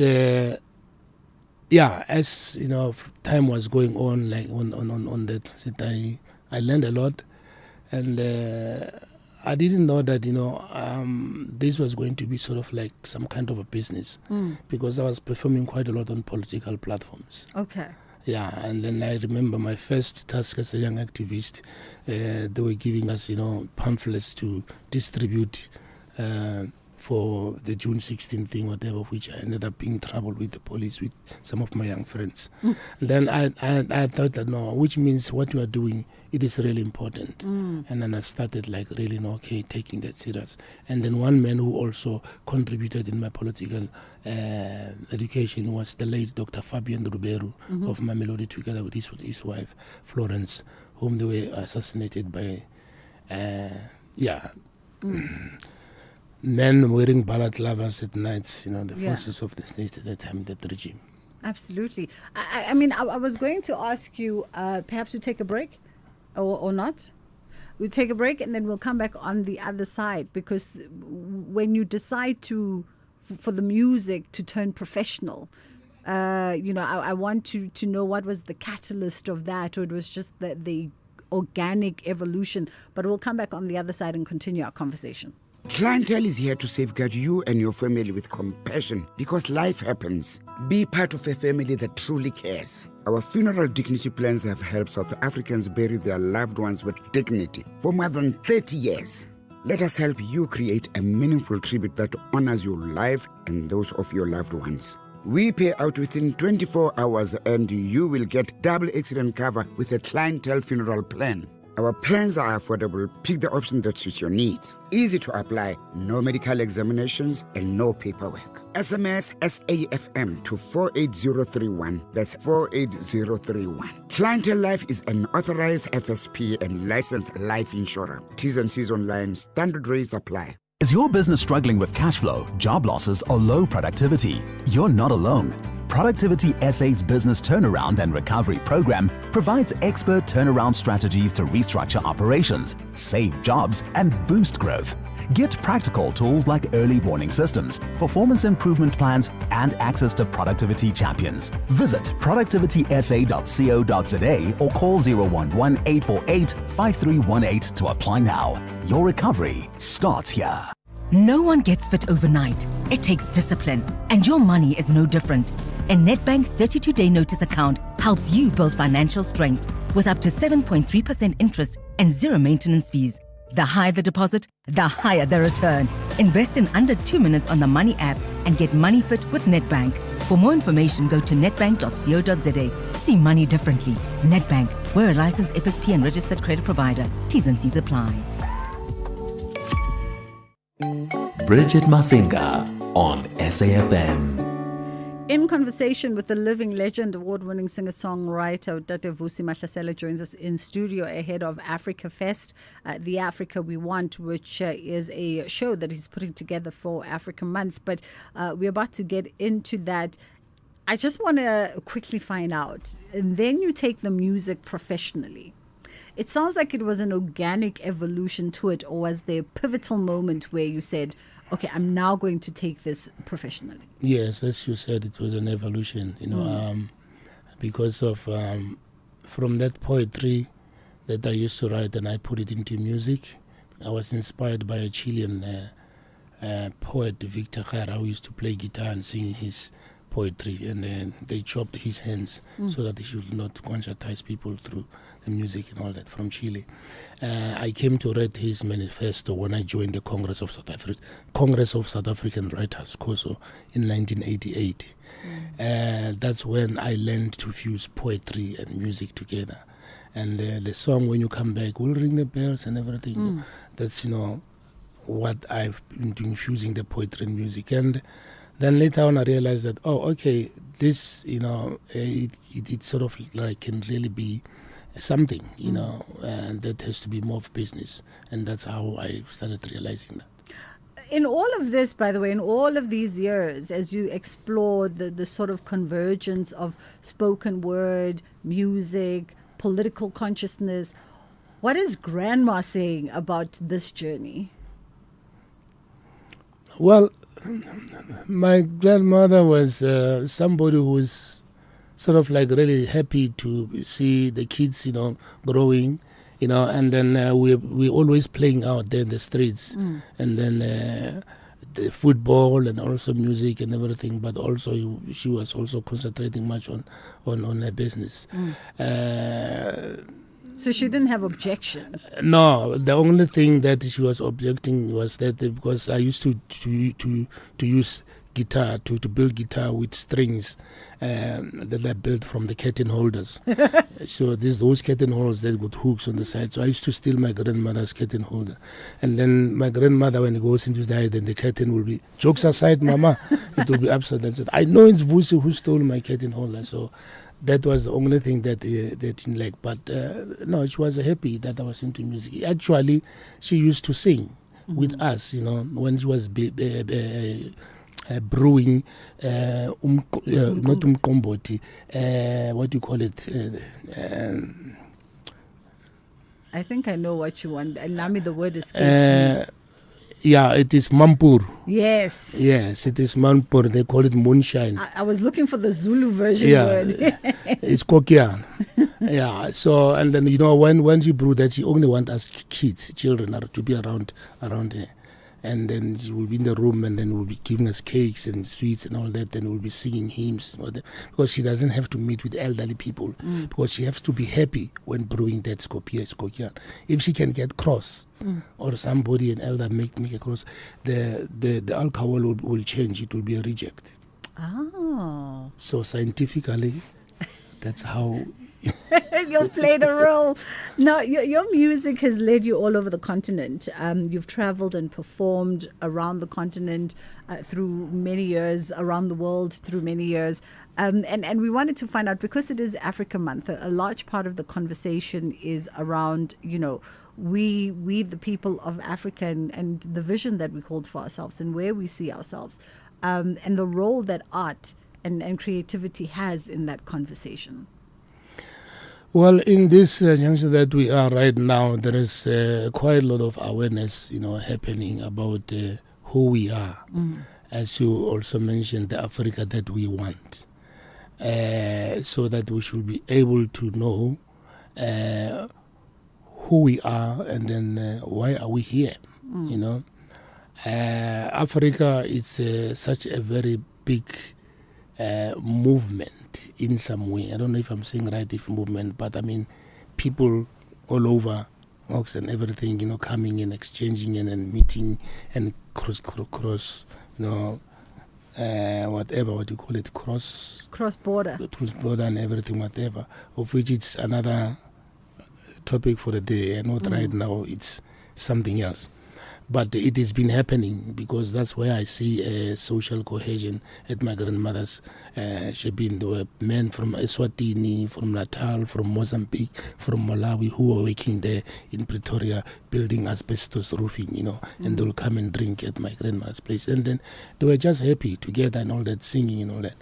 But the Africa that we want, because of the awareness about who we are right now, it is very much important. And that is why Vusi Mahlasela's music and accent, it is more about ministering on this, the African evangelism, so that we should reckon and then realize that, we are so special because we have something that we share in common, which is a concept that Westerners still have to learn about it, understand it, and live it to the fullest, which is Ubuntu. About everyday's kindness, love, togetherness, humbleness, empathy, sympathy, humbleness, forgiveness, reconciliation, and redistribution of morals, knowledge, and skills. And then if you have to enjoy life in this world, you have to be human, and Ubuntu is for you. So Africa has given us that. Do you think part of the disconnect in the discourse right now, especially for us South Africans, if we're to look internally, is our lack of being exposed to the rest of the continent, our lack of meeting other Africans from other corners and trying to find and understand that commonality between us? Yes, of course. But, for those who are not traveling and all that, they will sort of like really find out that in some way, but only just watching on the news and things like that. But if you are living it, going to the people and see how people live, and also starting to learning their language, because language is very much important. A person is a language. If you learn to speak other people's language, you learn more to understand them, and to love them and to love their culture. So, and then we discover that we've got quite a lot of things in common, though we are different, the languages and things like that, whatever. But there are quite a lot of things that we share in common, and that's what we are. I don't want to hog all our time without talking about the festival, but someone, this is why I prefer voice notes, because I'm trying to make sense of the written of this X. But the general question here is, did you perhaps write... It's so hard to decipher. Maybe let me ask my producers to decipher this English. That's good. Because it's a very... So, Ntate Vusi Mahlasela, this is from someone on Twitter at Gecko Publishing. Yeah. Dave Matthews featuring Lisejo Rampolokeng. Yes. Rampolokeng, singing Sower of Words. I dedicate the song wherein Tate Mahlasela says everything ever to say to Frank Liepa. Was perhaps Tate Mahlasela writing it for Frank Liepa, founder of Sankomota? No, I didn't have that in mind. That came because of the poet of then, that time of the Black Consciousness movement, who was a poet and was well known, Ingwapele Madingwane. Wrote the poem Africa My Beginning, Africa My Ending. And that's what the Lesego recited, the poetry on top of the song. And I have Dave Matthews, collaborating with me. So there's actually 2 poems in one song. Sower of Words, written by me and Dr. Lance Nawa, and then Lesego Rampolokeng. The Aka poet Lesego, from a dub poet from Soweto. I see. It wasn't a matter of languaging anonymous. It was a matter of the grammar of the message. So sometimes it's better to just send the voice notes so that we can get the context correctly for you versus us trying to interpret what you were trying to say. Let's talk a little bit about the festival, Say Africa Fest. And this is happening at Baseline. Baseline presents Say Africa Fest. Tell us a bit more about this. We played Amufaku earlier on one of the headlines for the show, Malay, as well as Brendan Ora, and of course yourself. Yeah, I'm happy that, I'll be with these, young ones who are sort of like really now into the music right now. And then, of course, they are sussing it and doing it their own way in a Rabadab style. But we at the Vusi Mahlasela, I'm still having my own accent, as Vusi Mahlasela. But I think it will be a really great festival because of also the subject matters that we'll be singing about, especially for me, which is very much important that, we need to give innovation to people, but also to bring hope, to people and about the Africa that we want. And I know that when I'm always talking, I'm sort of a minister and talking about hope and all that through my songs and everything, and also teaching. Hope is such a very difficult thing. Yeah. But it is very much important because it is better to be hopeful, to have hope, than to be cynical.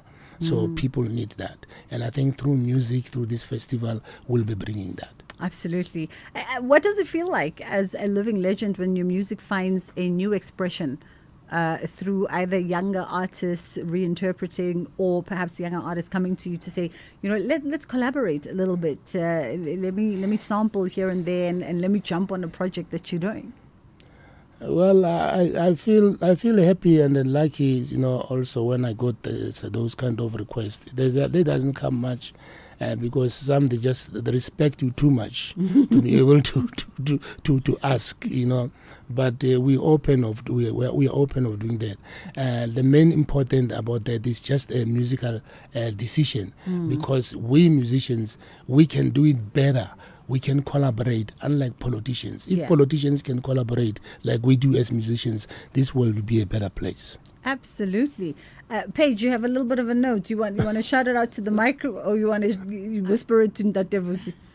No, I can shout it out into the mic. Yeah, come closer. Paige is here. Yeah. Hi, I'm just from Baseline. And Baseline Fest, celebrating Africa, Say Africa Festival, is happening at Constitution Hill on the 23rd of May. So it's at Con Hill? Yes, it's a Baseline Fest at Con Hill. At Con Hill on the 23rd of May. Yes. And of course, Ndatevusi headlining that alongside Amufaku and Malay and Brandon Ora, if you want to check out that show. You've sent us some new music because you've got new music out. And then the birds that whisper in my ears as we wind down on the conversation are telling me you still aren't decided on the title of the one song. Yeah, it was... no, I mean, when I recorded the song and all that, and then from the band management, they said, I love this song, Peace to the World. I said, no, it's not Peace to the World. You know, it's... because there's a line that's saying, you know, loving people, peace-loving people, because I started with it, all peace-loving people. I said, no, this can be the title. I said, no, it's Let There Be Peace. Okay. Yeah, as it came from Peace to the World, peace-loving people, but now we've all decided that is Let There Be Peace. I mean, you can't go back now. You've said it on air. Go back. Let there be peace, because we're now seeing quite a lot of, you know, conflicts that are really happening all over, you know, the world. And there is nowhere where in the world where no one wants peace, you know, so let there be peace. I mean, I can't introduce the song any better than the living legend himself, Ndatevusi Mahlasela. Nakensa, thank you so much for coming through to the show today. 23rd of May at Constitution Hill is, of course, Say Africa. Baseline presents the Say Africa Fest, headlined by Ndatevusi Mahlasela. Let there be peace.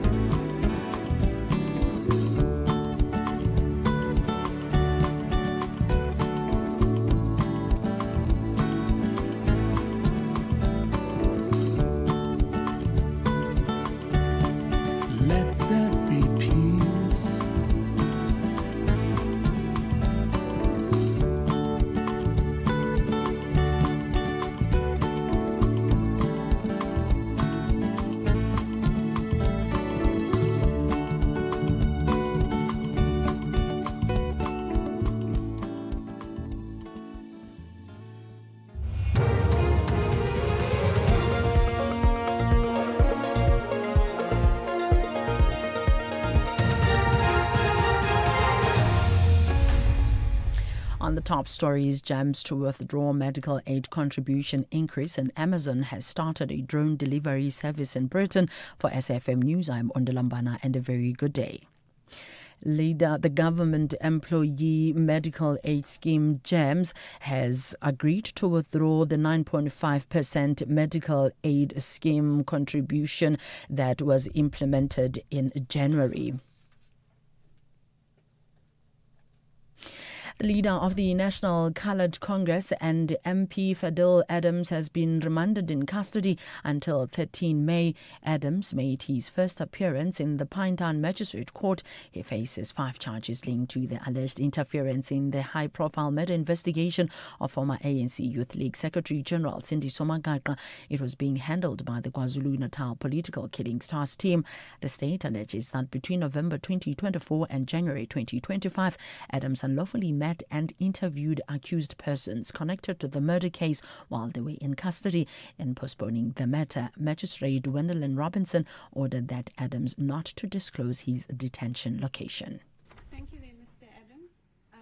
At this stage, thank you. At this stage, your bail application is going to be remanded until the 13th of May. And then I will deal with it on that day. The state has been given this opportunity to do all their investigations, and we will proceed with it on the 13th of May. As has been indicated, your location is going to be given to your attorneys and your legal representatives. Please, I implore you not to disclose your location. The Madlanga Commission has questioned retired Hawks officer Lieutenant Colonel Jacobus Prinsloo about the measures he took to tighten security at the Hawks Port Shepstone offices when 541 kilograms of cocaine was stored at the premises in 2021. Yesterday, the Hawks head of Serious Organised Crime Investigations, Hendrik Flynn, testified that there were break-in attempts at the offices before the cocaine worth 200 million rand was stolen in November 2021. Prinsloo told Commissioner Sandile Khumalo that he informed Brigadier Campbell Newswa about the incident and was instructed to compile a factual report on the attempted break-in. You didn't say either we increase security or you take your consignment because it's not safe in my office. You did not do that.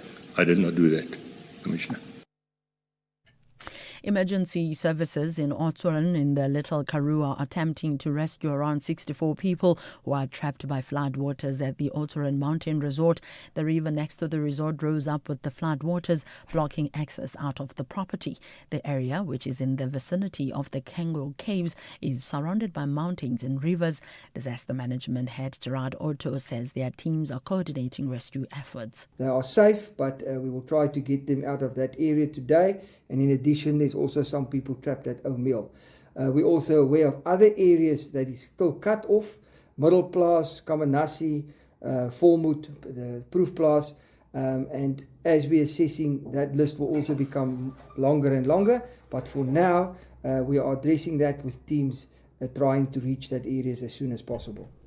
Services at the Gqeberha Community Health Centre in Woma have been temporarily suspended after it was flooded due to the persistent rain in the area.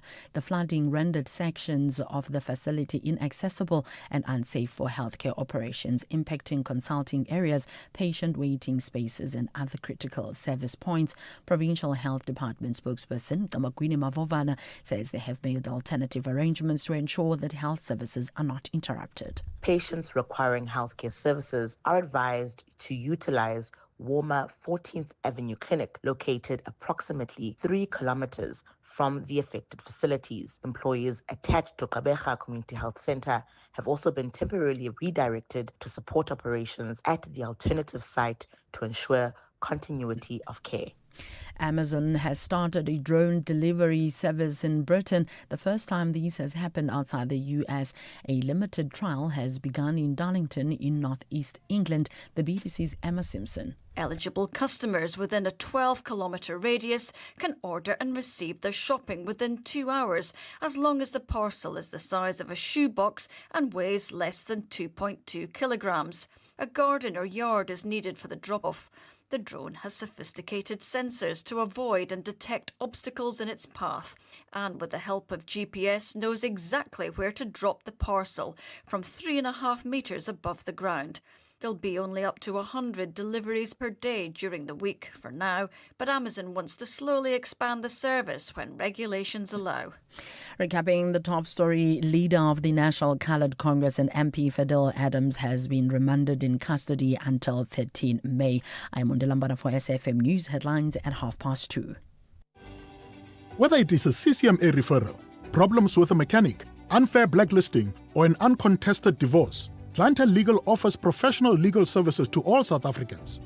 Our plans are affordable, and you receive up to 745,000 rand worth of legal services per year. We cover civil, criminal, and labor-related matters. Our nationwide legal teams are standing by to support you 24 hours a day. Plus, all plans include a 5,000 rand bail benefit. Join today. SMS SAFM to 32195. That's SAFM to 32195. Clientele General is an authorized FSP and licensed non-life insurer. T's and C's online. Standard rates apply. As part of Africa Month, now we are profiling Angola, one of Africa's top oil producers, a nation rising, fast, bold, alive.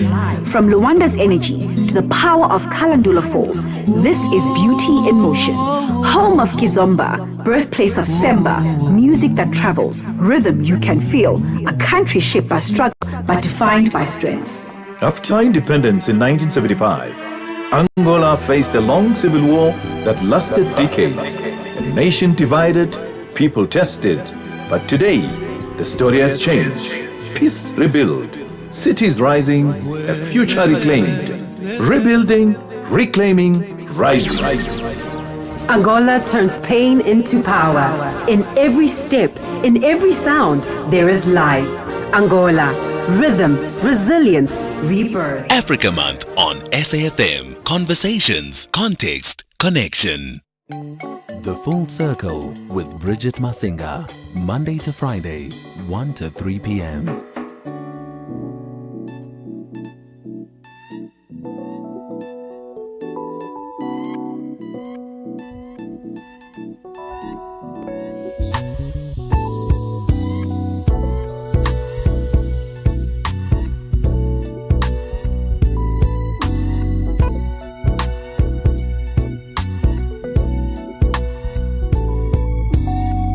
You're here, I'm pleased, I really dig your company. Your style, your smile, your peace mentality. Lord, have mercy on me. I was blind, now I can see what I came supposed to be. Baby, I feel free, come on and go with me. Let's take a long walk around the park. After dark, find a spot for us to spark conversation, verbal elation, stimulation, share our situation, temptation, education, relaxation, elevation. Maybe we could talk about Surah 31:18. Your background, it ain't squeaky clean shit. Sometimes we all got to swim upstream. You ain't no saint, we all a sinner. But you put your good foot down and make your soul the winner. I respect that, man, you're so fat. And you're all that, plus supreme. Then you're humble, man, I'm numb, yo, with feeling. I can feel everything that you bring. Let's take a long walk around the park after dark. Find a spot for us to spark conversation, verbal elation, stimulation, share our situation, temptation, education, relaxation, elevation. Maybe we could talk about Revelations 3:17. Or maybe we could see a movie, or maybe we could see a play on Saturday. Or maybe we could roll a tree and feel the breeze and listen to a symphony. Or maybe chill and just be. Or maybe we could take a cruise and listen to the roots. Or maybe eat some passion fruit. Or maybe fly to the blues. Or maybe we could just be silent. Come on, let's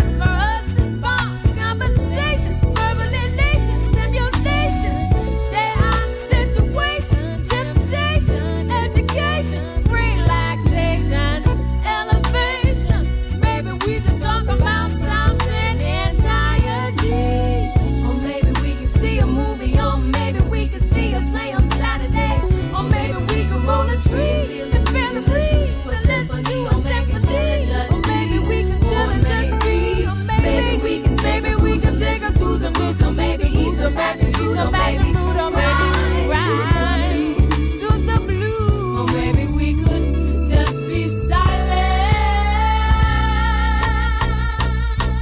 Come on, let's take a long walk around the park after dark. Find a spot for us to spark conversation, verbalization, stimulation, share our situation, temptation, education, relaxation, elevation. Maybe, baby, maybe we could save the nation. Come on. You know when you haven't heard a song in a really long time, and then it comes on and it gets you in the mood, it lifts your spirit, it brightens up your day, and then you end up saying, oh, this used to be my song. Definitely haven't heard this Jill Scott song in a minute. A Long Walk, released back in 2001, and this came from her debut album, Who is Jill Scott? Words and Sounds Volume 1. There was actually a story around this particular track, but now for the love of my 30 seconds random knowledge, I can't remember. I just remember that there was a story, but you can find that story in the context if you rewind back to her conversation with American radio broadcaster Angie Martinez. That podcast is titled In Real Life. And she was having a conversation with Jill Scott late last year ahead of her release, her latest release, and of course her world tour. That is how we kick off the 2 o'clock hour on The Full Circle with myself, Bridget Masinga, this afternoon. We're about to have a conversation that's focused around the legalese, but also touching on the financial aspect. We're looking at electronic wills and trying to understand the validity around electronic wills in South Africa versus a hard copy will. What is the difference, if there's a difference? Are there nuanced challenges that pertain to either or both? And we're going to have this conversation with Tanelia Daniels, who is an attorney and conveyancer at Lazarus Joshua Attorneys Incorporated. Tanelia, how are you doing today? Hi, I'm good, and you, Bridget? Thanks for having me on. Thank you so much for the time. Much appreciated. First and foremost, let's just touch on, we can't have a conversation about wills without perhaps touching on the significance and the importance of actually having a will, because a lot of people tend to, discard having a will and think, it's really a preserve for the high net worth individuals. Yeah, look, a will always express your desires or your intentions after you've died. And I think things like of sentimental value is things that we also need to consider high net worth or value. Now, sometimes we do have lower income people that don't think wills are important, but afterwards you might find people fighting over cars and this and that. So I think a will is important in all scenarios, regardless of how much assets you think you have or don't have. It's important to make sure that after you've passed on, that your wishes are clear. And that also then will eliminate issues of people trying to express what your wishes might be, and, the ulterior motive would then be their own. We very much live in a world of convenience, right? Where I think a lot of people appreciate having the convenience factor at their fingertips. But is this something where wills are concerned, when we're looking at electronic wills, for instance, is this something that is enough, legitimized, or perhaps has a few more far-reaching consequences than the normal will? And maybe before we even get to that, let's understand what is an electronic will. So an electronic will is basically a will that's stored in a digital format. So it can be like a video that a person will take and say, this is my last will and testament, or it can be something typed and stored. I think the most important part is stored in electronic form, maybe on your laptop, on your phone, or on an electronic device itself. And you can differentiate that from a traditional will, which is actually printed out and signed in what we call wet ink. So there's nothing wrong with typing your will on your laptop and then printing it out and then signing it. The difference will then be how it's stored, because that physical copy can then be stored in a safe, or it can be stored in your attorney's office, wherever you wish. I think that the differentiating factor is obviously the storing of it. Mm-hmm. And the storing of it being an important element because it speaks to what maybe that could either present a challenge or could create some kind of a loophole in the process. I think the biggest thing that we're going to have to look at with that storing is, and what makes most documents legitimate, is signatures. And that's why I did mention the issue of signing in wet ink. One of the requirements in making a will a valid will is that obviously the will must be signed by the person, so the testator must be signed by two witnesses. The testator must sign in front of the witness, and the witness is in front of the testator. So once you draft a will electronically and you store it on your electronic device, right? It becomes then difficult because the Wills Act as well as the Electronic Communications Act says that wills are excluded from being signed electronically. So that will be invalid. Another thing is then, how do we then differentiate if that will that is stored was only a draft, or if you had only given your attorney instruction to actually draft the will, and if it is a final form. So the big part there then creates a massive confusion once a person then dies. But I think we will go into issues of forgery and issues of manipulation, electronic manipulation, hacking, and things like that. And I think it will become very clear to you how an electronic will can be more problematic than actually a physical will. And I'm not obviously implying that physical will cannot have its own difficulties. But you know what, technology, our law has not developed as fast as our technology has. Absolutely. A good time for us to take a pause here, and then we'll come back on the other side and address the issues that you bring up by way of forgery, electronic tampering, and such other challenges. It's 2:20 on The Full Circle with myself, Bridget Masinga. Stay on top of all meaningful, top trending stories right here on SAFM. Leading the conversation. Spar Winner Car is back. Stand a chance to win one of 50 Hyundai Extras when you buy participating products like 3 kg Sunlight hand wash powder for $79.99. Save 20 Rand. Or Huggies Dry Comfort Nappies or Pads Jumbo Pack, including Gold Value Pack for $169.99. Save 30 Rand. Prices valid from 22 April till 10 May. Shop, swipe, and win while stocks last. Only at Spar. T's and C's apply. You can become a victim of a legal problem: wrongful arrest, assault, uncontested divorce, rental disputes, maintenance matters, or labor problems. It can happen to you. Clientele Legal provides tough professional lawyers for an affordable monthly premium. Our legal team is standing by to assist you 24 hours a day. Join today.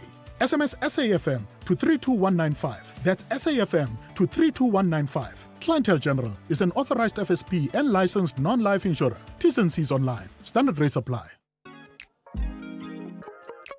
Hi, I'm Khomotso KG Mweketi, and I believe in music's ability to connect, to heal, to remind, and to bring joy. And each week on my Saturday and Sunday show Seasons, right here on SAFM 104 to 107 nationwide, I endeavor to do just that. So join the movement of Seasons every Saturday and Sunday, 10 a.m. to 1 p.m. It's addictive. You might invite a friend. Seasons, only on SAFM 104 to 107 nationwide, with me, KG Mwekezi.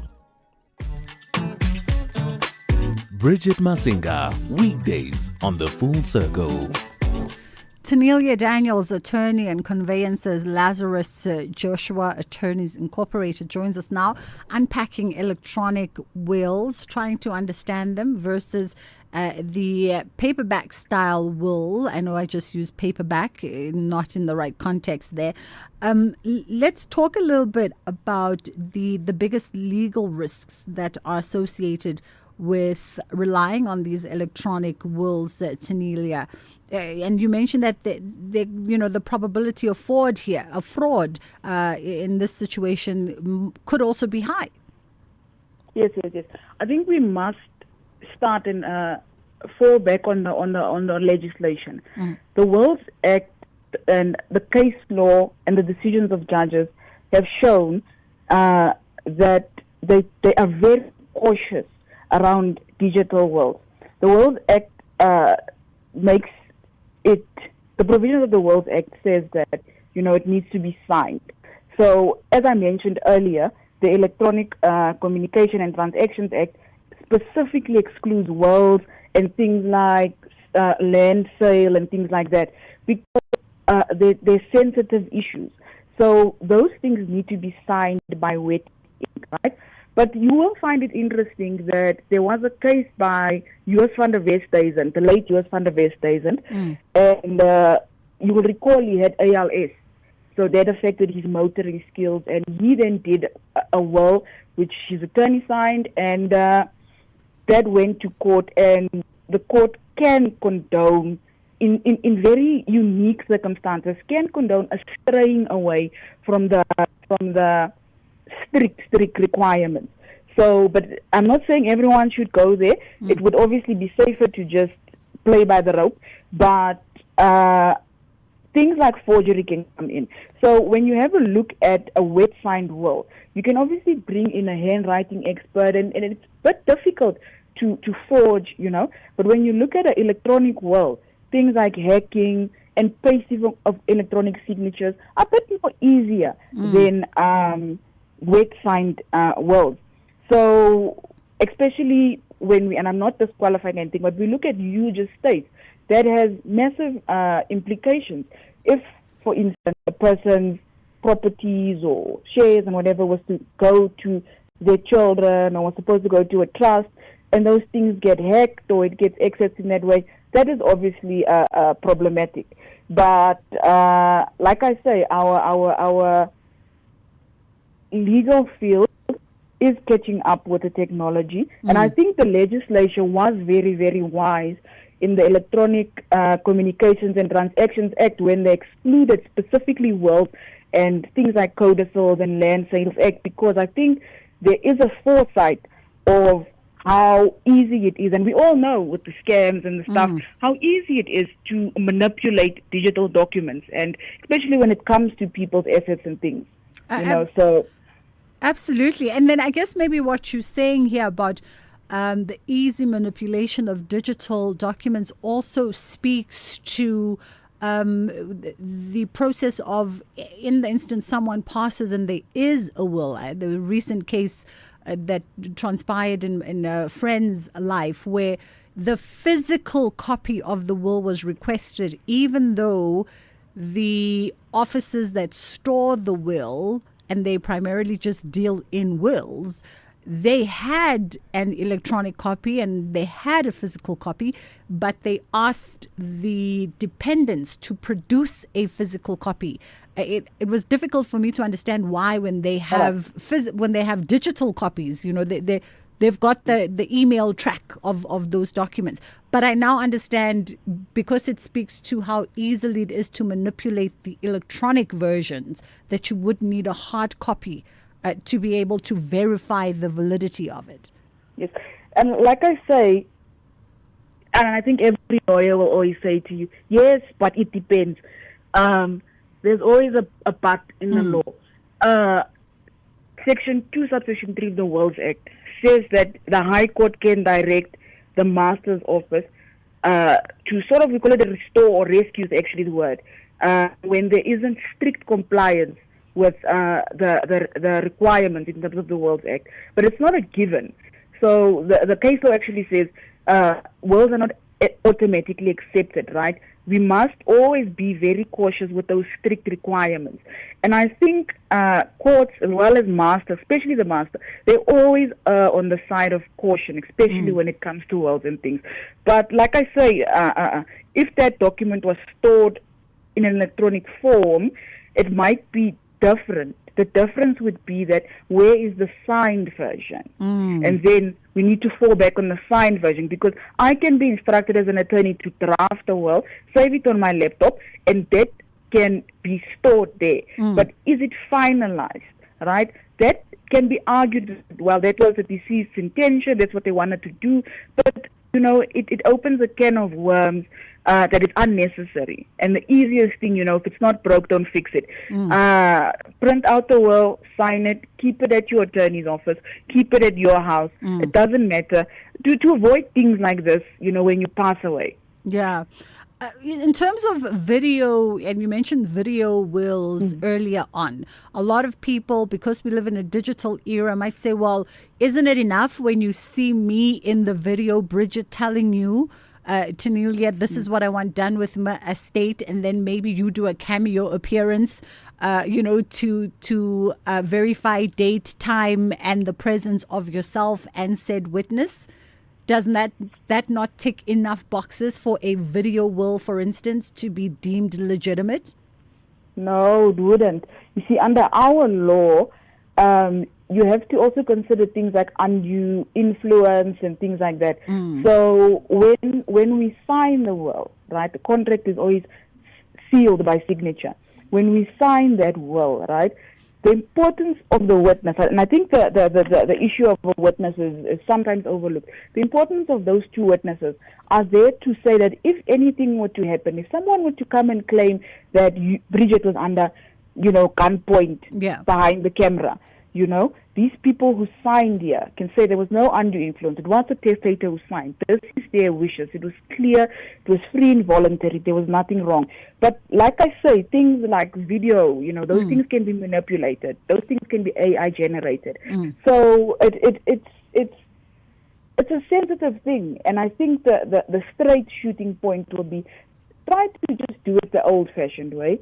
And like I say, I think the legislature who drafted that Electronic Communications and Transactions Act was very wise, because I think they foresaw these type of people are very opportunistic, as we know, Yeah. I can see Bridget on the radio and say, you know what, I'm going to generate AI video and take what she has. So makes perfect sense. I just want us to play just at least one voice note on the subject as we wrap it up. Hello, Sis Bree. Nice topic on wills. Another thing that is an emerging topic of discussion when it comes to wills in South Africa is how financial institutions take advantage of lay people and making the drafting of the will process very easy and convenient, but they appoint themselves as the administrators of the estate without the testator knowing. The validity of such, because a will in its nature is a contract in a way, and that requirement of having being of common minds and common intention, that is called ad idem in legalese, is something that in those situations where a financial institution appoints itself as administrator, it's something that comes up as a topic of discussion. Can you go through that for me? Thank you so much, Lanika. Oh, was it Lalika?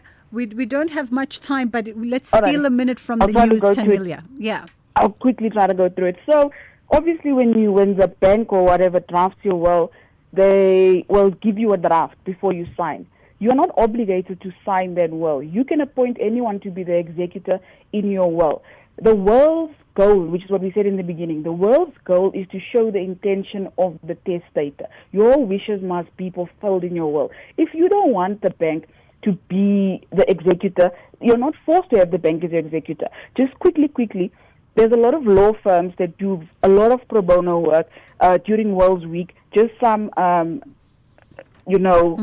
exposure here. World Week is during the 15th and 19th of September. We've got law firms doing pro bono work. I'm part of the Black Lawyers Association. A lot of my colleagues there, we do a lot of pro bono stuff. Please get in contact with us, and we assist during World Week pro bono, and we help with doing wills. You're not obligated to sign and have a financial institution be an executor if you don't want it. Wonderful. Tanelia Daniels, thank you so much for the time. Attorney and conveyancer at Lazarus Joshua Attorneys Incorporated. Apologies for the late start to the news headlines. Ondela standing by patiently, and then we'll get into Kids Corner.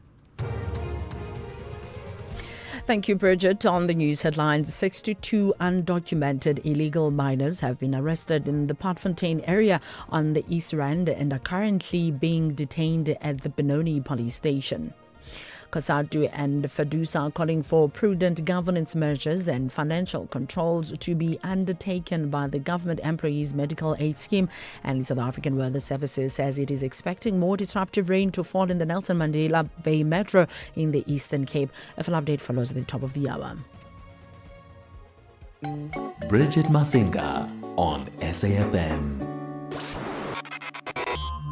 This program is brought to you by SABC Education. And if you miss any of our programs, you can catch up anytime on the SABC Plus app or on the SABC Plus website, www.sabcplus.com.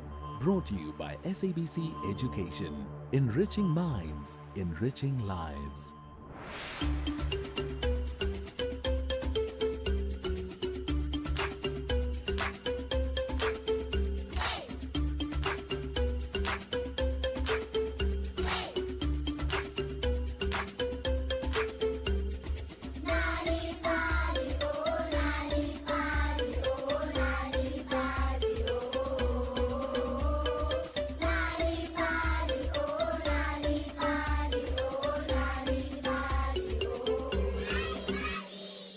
Hello friends and welcome to Nali Bali.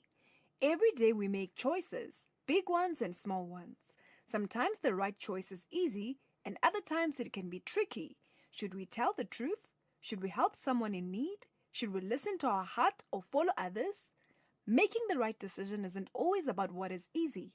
It's about what is fair, kind and honest. The choice we make shape who we are and how others see us.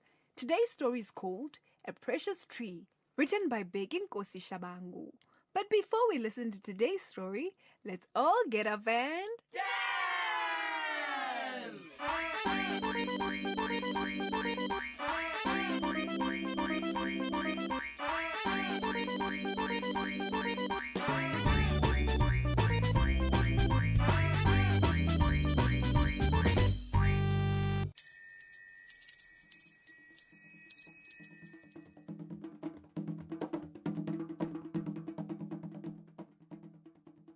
King Igotsu of the Kingdom of Bafo had grown old.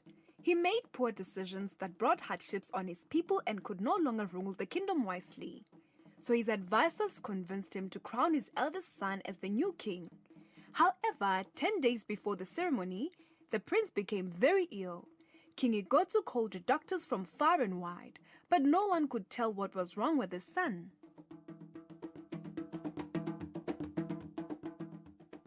To the south of Bafo lay the kingdom of Amara. King Isa was the ruler of Amara. When King Isa heard about the prince of Bafo's illness, he traveled there to meet the old King Igotsu. Your Majesty, I heard that your son, the prince, is ill. Please allow me to help. Tell me exactly what is wrong with him, said King Isa. King Igotsu replied, Oh, King Isa, welcome to Bafo. Thank you for coming to hear about my son. King Igotsu then explained very carefully all the details of the prince's illness. After listening and thinking deeply, King Isa said, It sounds as if he has eaten something that has poisoned his body. King Igotsu immediately called his cooks and asked, For the sake of our lives, tell me everything that the prince ate yesterday, even every spice and herb that was used. The cooks threw themselves at the king's feet and begged for their lives. Then Kadzi, the head cook, quickly listed every ingredient on every dish the prince had eaten. Ah! The purple nut in the bombo cake is the culprit. Fortunately, there is a treatment, but you must hurry. The medicine the prince needs can be found beyond the mountains in a place called Talili, exclaimed King Isa. King Igotsu sighed with relief. He ordered the cooks to leave. Then he turned to King Isa and said, Oh, okay. Tell me when to go and what to do. My soldiers and I will go to Talil as soon as you tell us the way. King Isa began. Please, listen carefully to what I'm about to tell you. Beyond the mountains in Talili, you will find a special tree with nothing else growing around it. You need only one fruit from this tree to save the prince's life. Bring back only one fruit to your kingdom. No matter how tempted you may be, do not eat from the tree. If you fail to obey these instructions, bad things will happen. Then King Isa drew a map leading from King Igotsu's palace to the place where the special tree grew.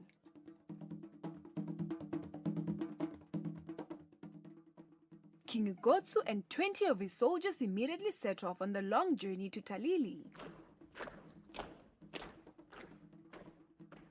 Just as King Isa had said, they found a beautiful tree standing alone in a clearing.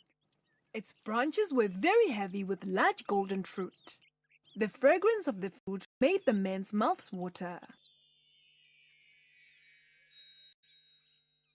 It smells like ripe mangoes, said one of the soldiers, swallowing at the thought of it.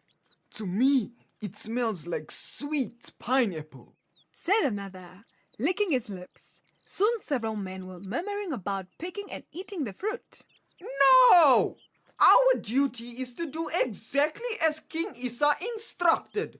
We must only take one fruit and return home immediately. The captain of the soldiers shouted. King Igotsu, however, had other ideas. No, we have come too far to return with only one fruit. If this tree does have healing powers, let's take two. My son will only eat one and will plant another in a secret place. We'll cut down this tree, burn it, so only I will have this life-saving tree. The captain of the soldiers replied, Your Majesty, please, King Isa warned us that bad things will happen if we take more than one fruit. How dare you question your king? Do as I say or you'll lose your life. King Igotsu shouted furiously. The captain quickly picked two ripe fruits and ordered his men to destroy the tree. Then they all set off on the long journey back to their kingdom.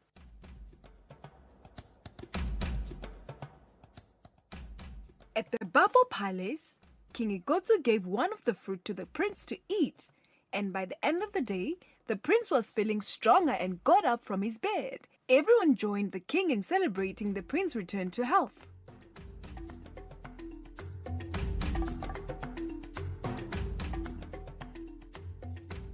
While the people were rejoicing, the king called aside two of his loyal servants and said to them, Hey, take this fruit and plant it in a place where it won't be seen. But the next day, bad things started happening in Bafo. The streams and rivers in the kingdom dried up, and soon the trees and plants withered and died. Then the animals left the kingdom in search of food and water. When King Isa heard about this, he returned to Bafo. Did you bring back more than one fruit? He asked King Igotsu. King Igotsu felt ashamed. I took two fruits. My son only ate one, and the other I planted here in our kingdom. I thought it was a smart thing to do. He replied. King Isa stared at King Igotsu angrily. I warned you about taking more than one fruit. The streams and rivers of Bafo will remain dry forever. The trees and the plants will never grow again. The animals will not return. You and your people must leave the kingdom and find somewhere else to live.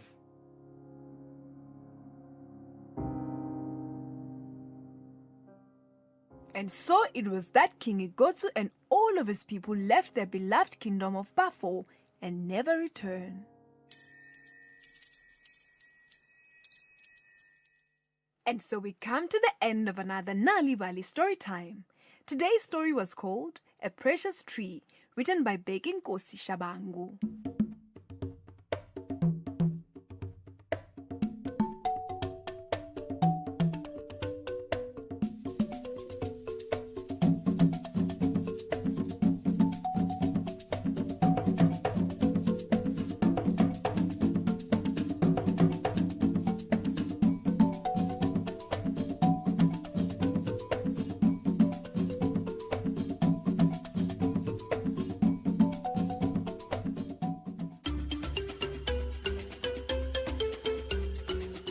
Did you know that reading and telling stories to children at home can help them do better at school? If you want free stories to read to your children or for your children to enjoy on their own, visit the Nali Bali website www.nalibali.org or Mobi site www.nalibali.mobi. You will find stories in 11 South African languages, as well as tips for reading and sharing stories with your children to grow their potential. Also look out for the bilingual Nali Bali Reading for Enjoyment supplement with great children's stories and activities, available in newspapers. Nali Bali, it starts with a story.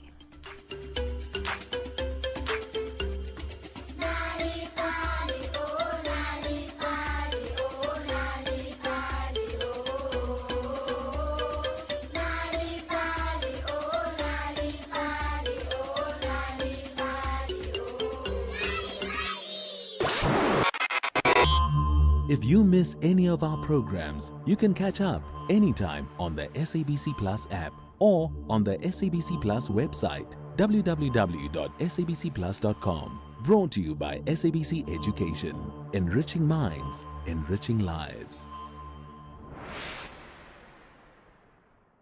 The soundtrack of your life with Ernest Pillay. Some songs take you back instantly to your first love, a road trip, or just simpler times. The soundtrack of your life with me, Ernest Pillay, is where timeless hits and forgotten favorites come together to tell your story. It's not just music, it's memories, moments, and the meaning behind this jam. Don't you change someone by night. Rediscover the songs that shaped your journey. Tune in to The Soundtrack of Your Life with me, Ernest Pillay, Saturdays and Sundays, 1 to 4 p.m., only on SAFM 104 to 107 nationwide.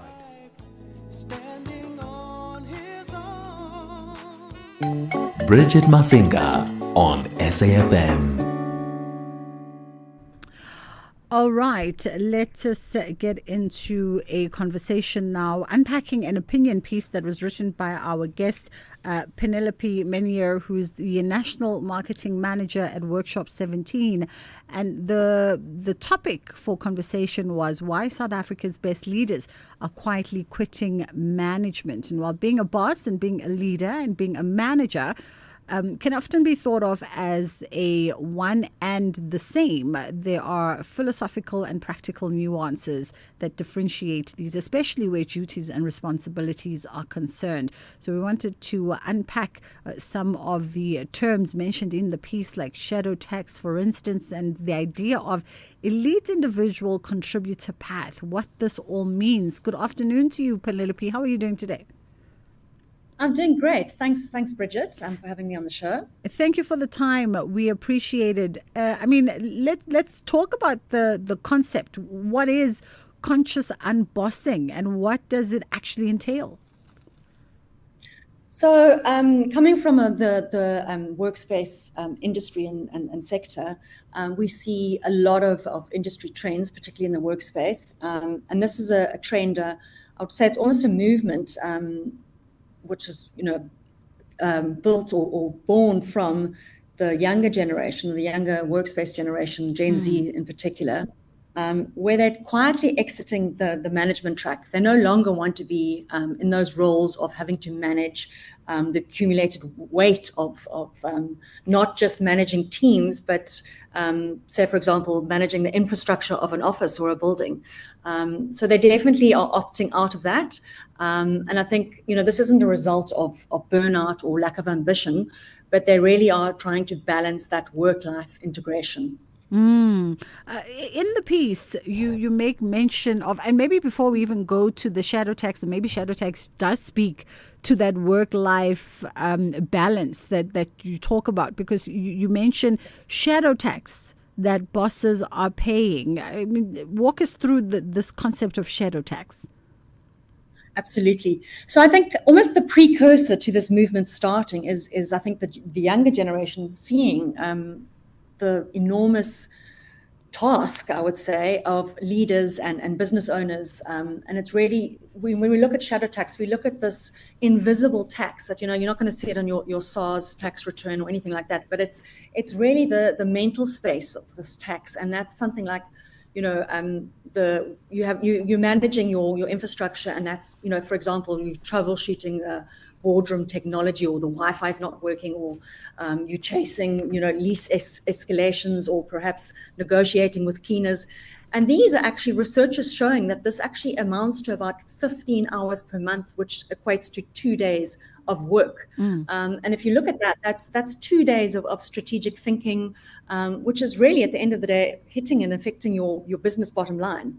So it's quite substantial, this shadow tax. Yeah. I mean, interesting that this seems to be something that outside of Gen Z, senior leaders and organizations have been sort of playing these dual roles without really recognizing, or maybe was there a recognition that they're stepping outside of their strategic leadership role to now plug in to even the smallest mundane matters of operation that shouldn't involve them, and that takes away their focus from what they should be dedicated to. Yes, and absolutely. We're seeing this more and more at Workshop 17. We're seeing that, that traditional office space. In fact, there's a resurgence of the private office. I mean, we all know that the good old days, the size of your office, the bigger the square meterage meant, the more important the person. It was really a territorial sort of a status thing. And now we know that more and more leaders are moving away from they're recognizing the fact that it's hugely invasive, almost, time consuming, having to manage everything on your own. So what we are seeing, that whether it's small teams, a small team of young individuals or young entrepreneurs to large companies, they don't want to have to deal with invisible tax or the shadow tax anymore. And they are opting to move into fully serviced private offices where they have the autonomy and the ability to focus on the job at hand, the work at hand. And really the bottom line, they don't have to worry about the air conditioner or whether the cleaner hasn't cleaned their boardroom. It's all done seamlessly for them. So we're seeing a big shift and a big movement towards that, which is fantastic. I just want us to take a quick break here, Penelope. We'll come back on the other side. Clientele is here to safeguard you and your family with compassion, because life happens. Be part of a family that truly cares. Our funeral dignity plans have helped South Africans bury their loved ones with dignity for more than 30 years. Let us help you create a meaningful tribute that honors your life and those of your loved ones. We pay out within 24 hours and you will get double accident cover with a clientele funeral plan. Our plans are affordable. Pick the option that suits your needs. Easy to apply, no medical examinations and no paperwork. SMS SAFM to 48031. That's 48031. Clientele Life is an authorized FSP and licensed life insurer. T's and C's online. Standard rates apply. Bridget Masinga, weekdays on The Full Circle. We are unpacking the concept around conscious unbossing and, of course, quietly quitting your management role to focus on other tasks. It said that in her piece, Penelope highlights that South Africa's most capable leaders are spending an inordinate amount of their week on tasks that have absolutely nothing to do with the reason why they were hired or why they are there. Between troubleshooting boardroom technology, chasing lease escalations and negotiating with a cleaning contractor, their days and weeks are stretched by conversations that should not be happening at any level of seniority. Does this also not perhaps highlight the flaws that might exist within South Africa's corporate culture or corporate structures? I think, it certainly was a space where there was, very corporate, but we are seeing more and more bigger corporates actually moving to fully service spaces. We house a lot of larger corporates. They don't want the hassle anymore. They don't want they want the floor space most certainly, but they don't want the administration that comes with it. And what we know is this shadow tax, as we refer to it, is really a structural problem, and something that we know that structural problems have solutions. And it really, at the end of the day, it allows these larger corporates and organizations to have a workflow that is definitely more focused, and leaders can actually start leading and start working, getting down to, and going back to the unconscious bossing. It's really the emphasis of the Gen Z is they want that autonomy. They want to be able to have that focus. So we're seeing it more and more in bigger corporates, having to go back to the office, but also at the same time, they don't want that administrative hassle and hardship.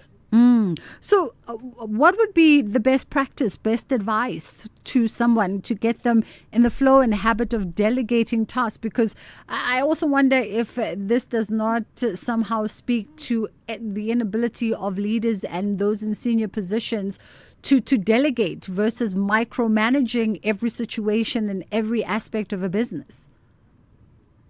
Oh, I think that's most certainly a big thing, is to the delegation and micromanagement. I think we need to move away from that. And they're moving away from that pyramid structure of everyone at the top, and now to more kind of a flatter structure. And we do look at that elite individual career path when they want to manage themselves. I suppose that goes back to not having to rely on anyone to do the job, but most certainly being able to delegate and being able to share the load and offering a collaborative work process is also incredibly important.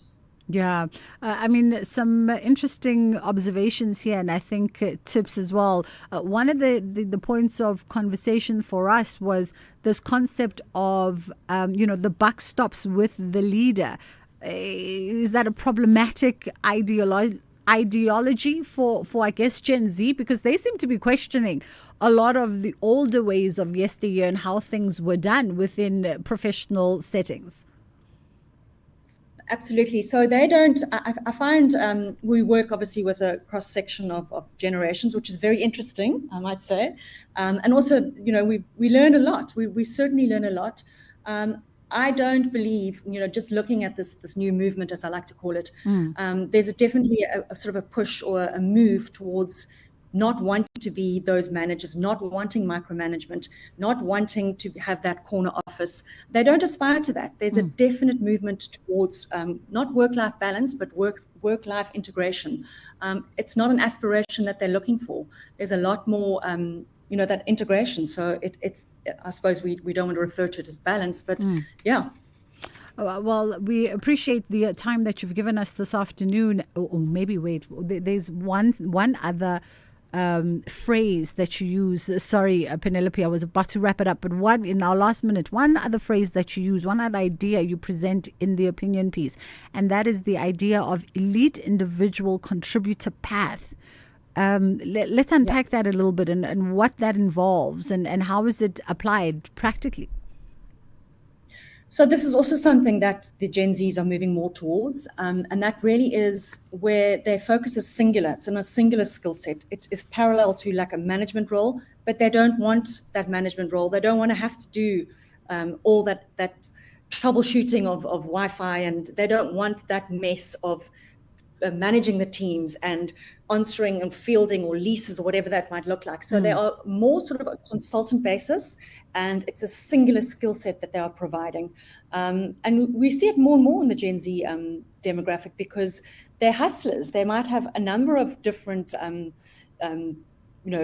skill sets, but they singularly provide that to one type of client. So it's definitely very prevalent in this generation. And yeah, it takes away the noise so they're able to focus again. Yeah, always interesting to sort of understand the differences and the nuances between the generations that are currently engaged in the professional landscape. We appreciate the time with you. That was Penelope Menier, who's the National Marketing Manager at Workshop 17. In our final moments, we're going to rewind back to day 103 at the Madlanga Commission. And of course, we saw today On that hot seat was Lieutenant Colonel Jacobus Prinsloo, who was giving testimony in front of the commissioners, really just scrutinizing in greater detail the theft of those 541 kilograms of drugs at the Hawks office in Potchefstroom, with the commissioners questioning around why the facility had very little to no security in place and why was the situation not addressed, really, considering the amount of drugs that were stored at that particular facility at that point in time. Let's reflect back on some of those highlight moments. Who's this report directed to? It was sent directly to the Provincial Commander, Brigadier Newshaw. Okay. And after this time, Major General Sinona would have been in office? General Sinona would have been at office at this point? Yes, yeah. Thank you. Maybe coming back to the actual report for the October incident, did you receive a response from Brigadier, I think it is, Brigadier Newshaw, after the October incident? I did not get any response from him. Not even a discussion with you? Okay, thank you. Perhaps we'll come to discuss the 8th November 2021 in more detail in your statement. But just to understand, with factual reports that you prepare, were they all written? Were they? All written? Yes. As documents? Yes. Okay. And you would address them to whoever is the provincial commander? That's correct. Thank you. Please proceed. Paragraph 30. About applications for the alarm or armed response as it were. As I've stated above, in March 2020, the armed response contract expired. During April 2020, I made an application for the continuation of the contract with National Security and Fire on a month-to-month basis, while still engaging a formal procurement process. The application was addressed to Supply Chain Management and Colonel Madhu. This request was sent to the provincial office. Attached a copy of the application as marked JJP4. However, the procurement was not approved. You referred to a request for a month-to-month extension. And then you also referred to a procurement process. And then you end the paragraph by saying, however, the procurement was not approved. By that, are you referring both to the month-to-month extension and then the procurement, which I assume was to be for a longer term? That is correct, Commissioner. So the refusal was in respect of both? That's correct. And what reasons were given for that? We were given no reasons. I guess I may ask the question in respect of the other refusals, because your statement refers to, I think, no less than 3 other refusals. In respect of the others, were reasons given? No reasons given, Commissioner. Thank you. All right, that is where we leave it from our end with the Madlanga Commission. Of course, Ashraf is going to have your next update around 17:45, 5:45 p.m. today on the National Pulse. From myself and my team, we thank you so much for choosing us to be in conversation with you. We know you could have been anywhere and you chose to be here, so we don't take it for granted at all. The 3 o'clock news bulletin is brought to you by Momentum. Those with financial advisors have a better shot at generational wealth. So you definitely want to speak to a Momentum accredited financial advisor for advice that meets your context. From ourselves, inshallah, God willing, we do it again.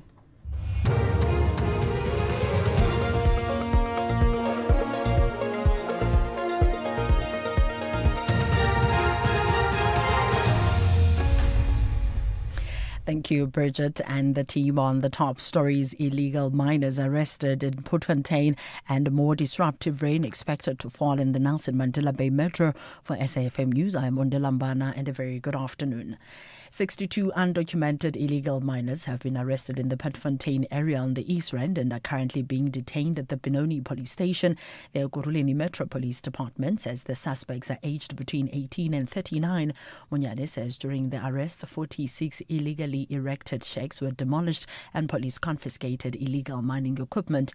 EMPD spokesperson Lerato Munyane says added that they expect her to appear in court soon. The Energy Department officials disconnected all the illegal electricity connections, while the Land Invasion Unit officers, together with Human Settlement, demolished 46 illegal erected structures, which looks like normal structures but conceal an illegal mining hub and storage. Law enforcers also confiscated various illegal mining equipment such as pendugas, wheelbarrows, generator motor, gas bottle, and more. In addition, explosives were recovered in one of the shacks. SAPS bomb squad was activated and the liquor with an estimated value of 5,000 rand was confiscated.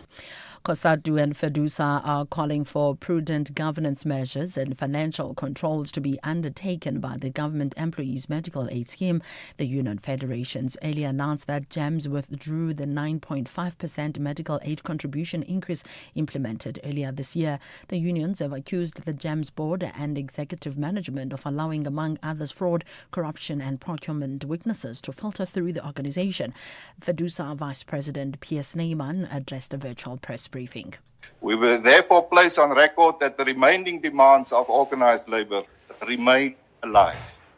We still require full financial transparency from GEMS, including disclosure of administrative expenditure, managed care contracts, a review of outsourcing arrangement, procurement cost, executive and board remuneration, and the real drivers of contribution increases. We still require an independent audit into governance practices, procurement processes, outsourcing expenditure, fraud, leakages, and executive accountability. The Matlanga Commission has heard how the 541-kilogram cocaine consignment was not concealed in evidence bags when it was brought to the Hawks Port Shepstone premises. This has been confirmed by a retired Hawks member, Jacobus Prinsloo. Prinsloo further testified that the cocaine bricks were brought in the same black carrier bags that they were found in. It was all put out nicely to take photos on the ground, and then it arrived back in my office, still in those same bags, not sealed in evidence bags, like it should have been done. It should have been processed by the proper people for DNA, for touch DNA, for fingerprints, all that. These arrived by me just back in those same bags that were seized in. That was completely wrong. Newly appointed DA parliamentary leader George Michakalis says he will ensure that his party continues to play its constitutional role. His election comes after the DA elected Jordan Hill-Lewis as its new leader. Hill-Lewis is the executive mayor of the city of Cape Town and not a member of parliament. Michakalis says he received a solid mandate from the party, beating two other candidates, Kevin Malham and Andrew Whitfield. Michakalis elaborates. We're not in the opposition. We are a party of government, and where we have ministries, those 6 ministries, we govern them quite effectively. But that does not mean that because we're a party of government that we can't fulfill our constitutional mandate. I think to a large extent, as we have seen before the coalition government, when members of parliament just simply take a line of defending sometimes indefensible policies or actions from the executive, that it has sort of reduced parliament to a rubber stamp. My position is that where the executive does a good job, they should be encouraged and supported in doing that. The South African Weather Services says it is expecting more disruptive rain to fall in the Nelson Mandela Bay Metro in the Eastern Cape. The inclement weather has led to a number of road closures across the metro and evacuation of residents due to flooding. Forecaster Nompumelelo Kleinboy says they anticipate the weather conditions to improve from tomorrow evening. We are still anticipating more rainfall to fall over the metro today as well as tomorrow. And based off of the amount of rain that have already been received since Tuesday, the disruptive rain warning, which is an orange level 8 that speaks to severe impacts expected, is expected